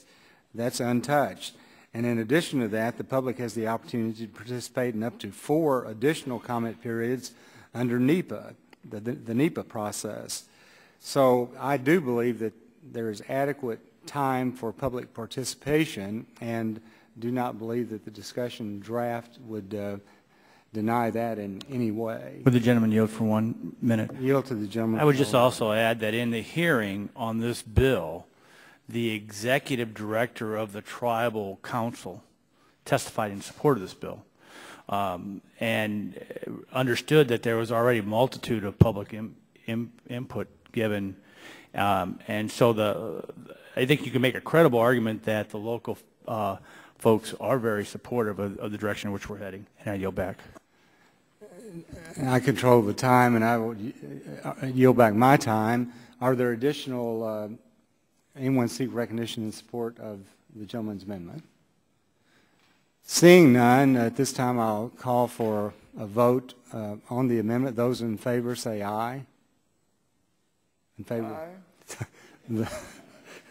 Those opposed, nay? No. In my opinion, I would say the nays have this, Mr. Rush. Thank you. Well, the amendment has been denied. So at this time, are there further amendments to the discussion draft? Mr. Chairman, I actually just want to announce or say to you, because I do have an amendment at the desk, but I've decided I'll wait to bring it up at the full committee. Okay. We'll have more members present then.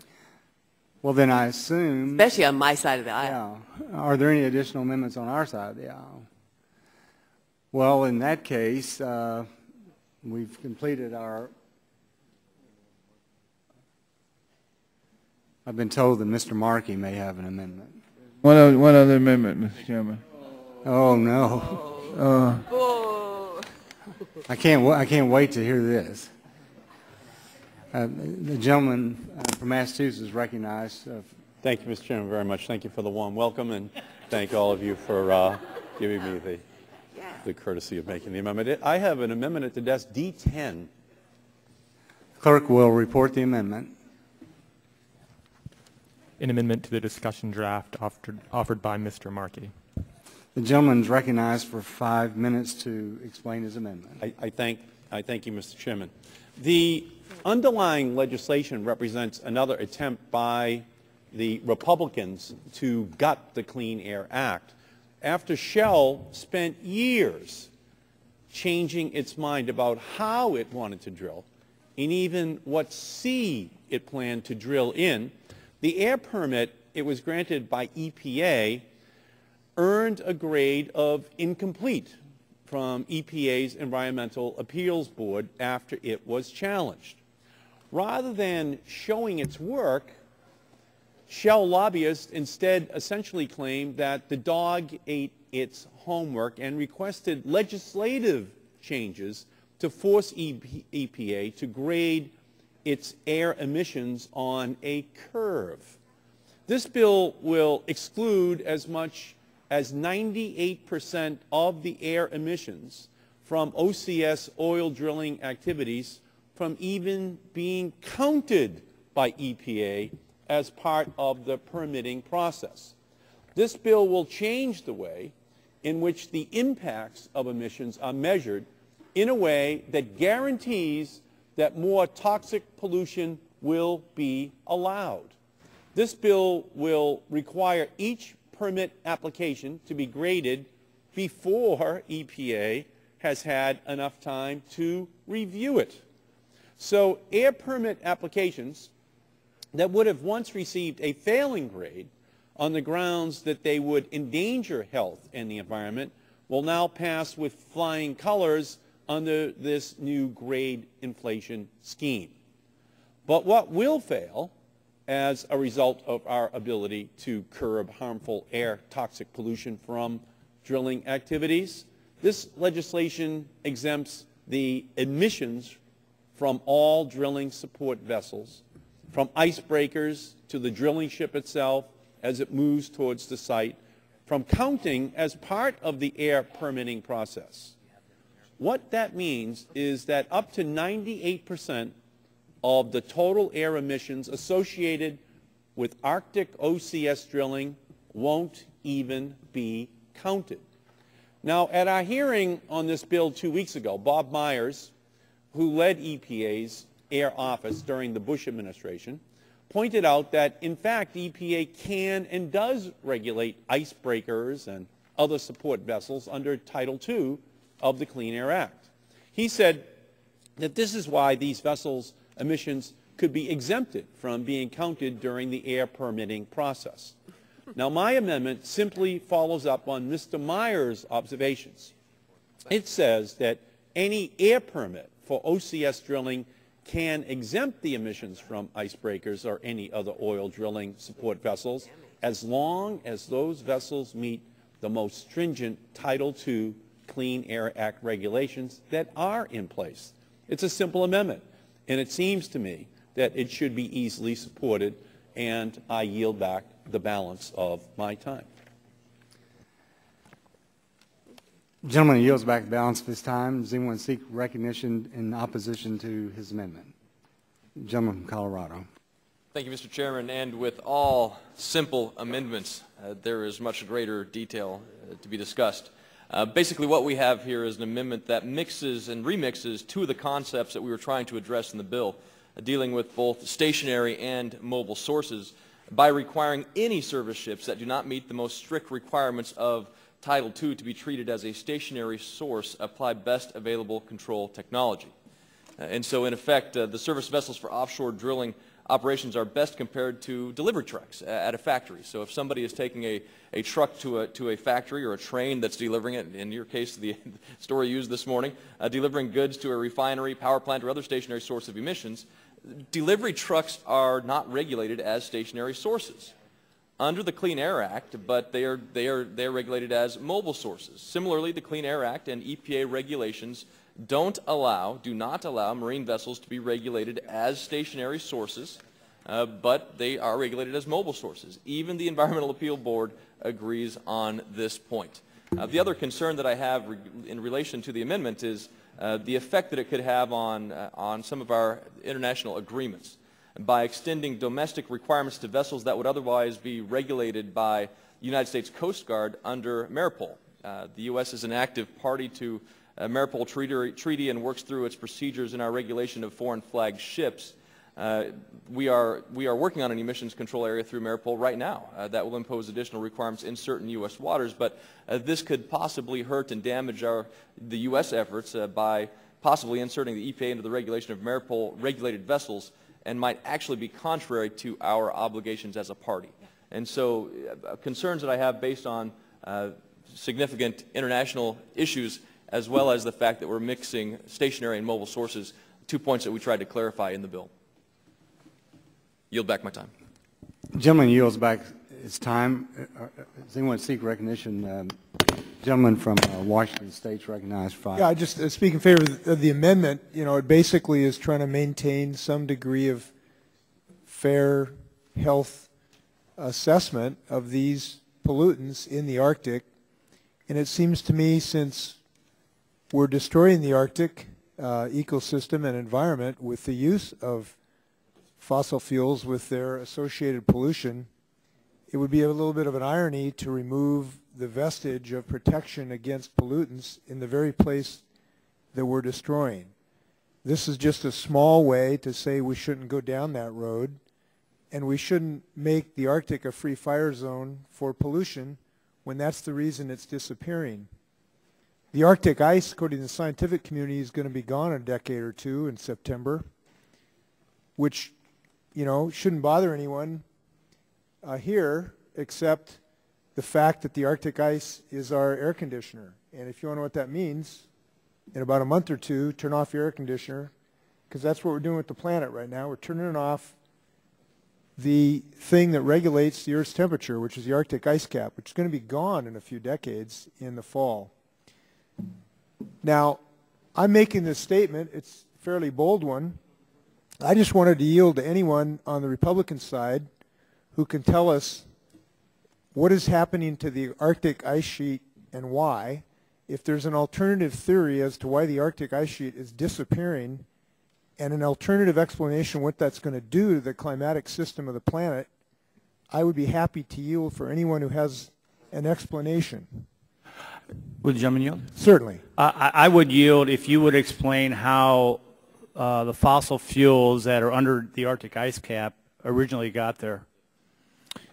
And what was the climatic conditions that encouraged the fossil fuel-like nature to be up there, and obviously then over the generations decay, overlap, and develop in very much a different climatic environment than there is today? I think, as always, Mr. Shimkus's comments are very insightful because I think you've led to the exact point I'm trying to make.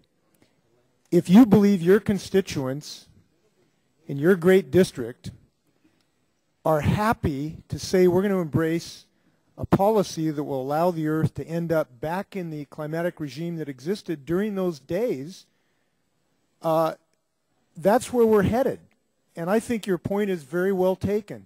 We have had hugely dramatic different climates on the planet, but I can tell you, I suspect if you put it to a vote in our districts, people are not going to want to say that's the climatic system they want to get when you had swamps at the North Pole and uninhabitable parts of the regions. Ours may be one of them. And that's the problem. That's where we're heading. We don't know exactly what it is, So if but it's would different. yield, Sure. so you do accept the premise that there at one time there was no ice caps? Yeah, I assume that's the case, and how, you know, the plate tectonics may explain the presence of some of these previous vegetable-rich areas that may have migrated north. I don't know my plate tectonics well enough, but I do know the Earth has had very, very significant different systems, many of which would be wholly displeasurable to the way we live. And I'm suggesting that it is not a wise course for us to cause a climate change regime to remove the Arctic ice cap with unforeseen consequences and then turn around and reduce our regulatory system against pollutions. And that's what we're doing here in this bill. Mr. Markey's is a very, very small improvement to try to prevent that. And I would just say I think this is one of the most interesting discussions we've had since I've been on this committee. Yes. I thank the gentleman for you. I just want to get into this vegetation issue in the North Pole because I think it's a very important one. And see, the majority's trying to have it both ways. They're kind of carnivorous vegetarians, you know, contradiction in terms. You can't have it both ways. So you can't say on the one hand that they don't have to meet the mobile source standards for pollution, and then say at the same time they don't have to meet the stationary standards for pollution. It's either one or the other. It's either mobile or it's stationary. Pick one because pollution is being created. So it's like, you know, carnivorous vegetarian. You can't be mobile stationary and be exempted.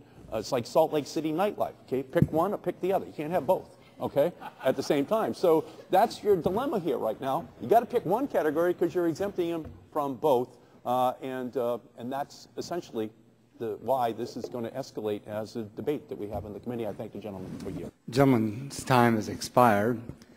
The chair's going to recognize himself for 5 minutes, and I want to ask the council a couple of questions here. This amendment does seem to mix up the concepts of stationary and mobile sources in the Clean Air Act. And just for clarification, these support vessels that are providing support to platforms, are the emissions considered as a part of the stationary platform emissions? Yes, they are. Their emissions count towards the emissions of the OCS source, so they are regulated as part of the OCS source in that way.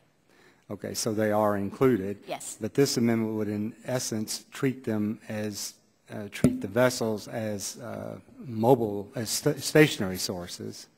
Yes, unless the vessel met the strictest requirements under Title II, then they would be required to be regulated as a stationary source. And so they would come under the prevention of significant deterioration? Yes, sir, that's correct. Okay. Would the gentleman yield?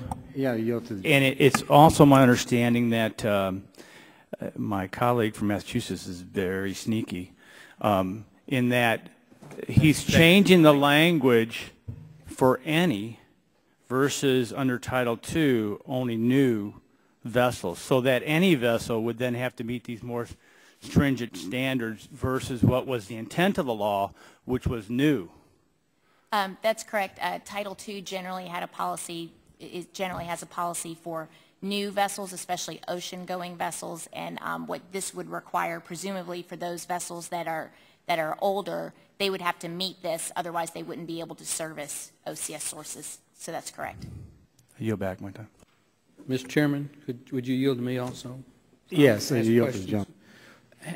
How many stationary drilling platforms and mobile source service vehicles do we expect to be in this area if this bill becomes law? There is, well, there's one Shell's, for the Alaska OCS and the current Shell program, it is one drilling vessel. One. And they are seeking, and they are One, not 100, not 1,000. No, One. One. And how many service vessels would serve that one? There's one primary one, the icebreaker, and then there are a few additional. A few. Right. A few is a small number. Yes. So one platform, a handful of vessels, and my friends on the other side say that's going to upset the climate balance and the environment in the Arctic Ocean. Is that right? How many cars go through the Boston Tunnel every day? Mr. Markey might be able to answer that one, but I'm not exactly sure. Would it be several thousand? It would be many. Many. Right, many.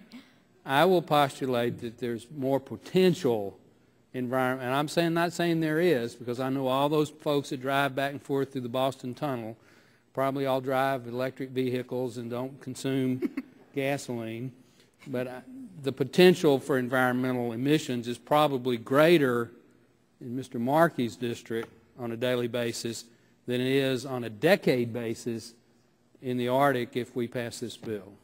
Well, yes, and obviously also for exploration permits, it's important to keep in mind that the activity is 30 to 45 days, so it's not even over years in the Arctic. It's very limited duration. Yeah. But I do not think Mr. Markey is sneaky. I think he's up front.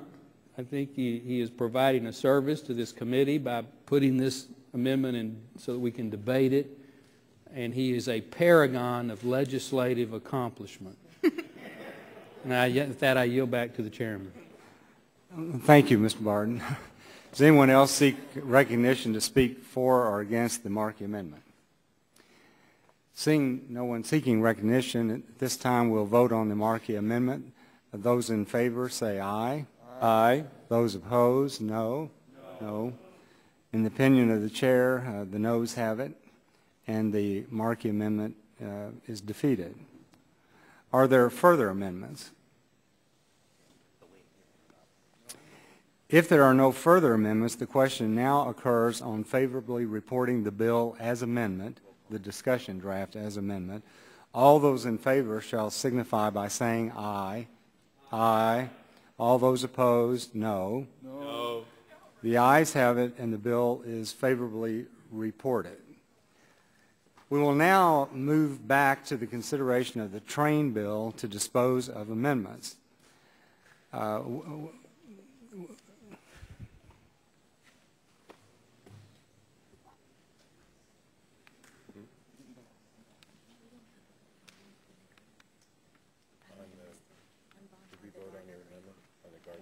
Yeah. We've always voted. We've always voted it. To refresh everyone's memory, we had 3 amendments before after we came back. There was the Sullivan Amendment, the Rush Amendment, and the Capps Amendment. So first we'll vote on the Sullivan Amendment, which was striking Section 5 of the bill. That's the $2 million authorization. All those in favor say aye. Aye. Those opposed, no. No. In the opinion of the chair, the ayes have it. We will now consider the Rush Amendment. All those in favor say aye. Aye. Those opposed, no. No. Opinion of the chair, the noes have it, and the amendment is not agreed to. We will now consider the Capps amendment. All those in favor say aye. Aye. Those opposed, no. No. The noes have it, and the amendment is not agreed to. We will now vote on favorably reporting the bill to the full committee as amendment. All those in favor say aye. Aye. Those opposed, no. No. The ayes have it, and the bill is favorably reported to the full committee. Without objection, staff is authorized to make technical and conforming changes to the bill approved by the subcommittee today. Hearing no objection, so ordered. The chair thanks all the members and the staff, and the subcommittee stands adjourned subject to the call of the chair.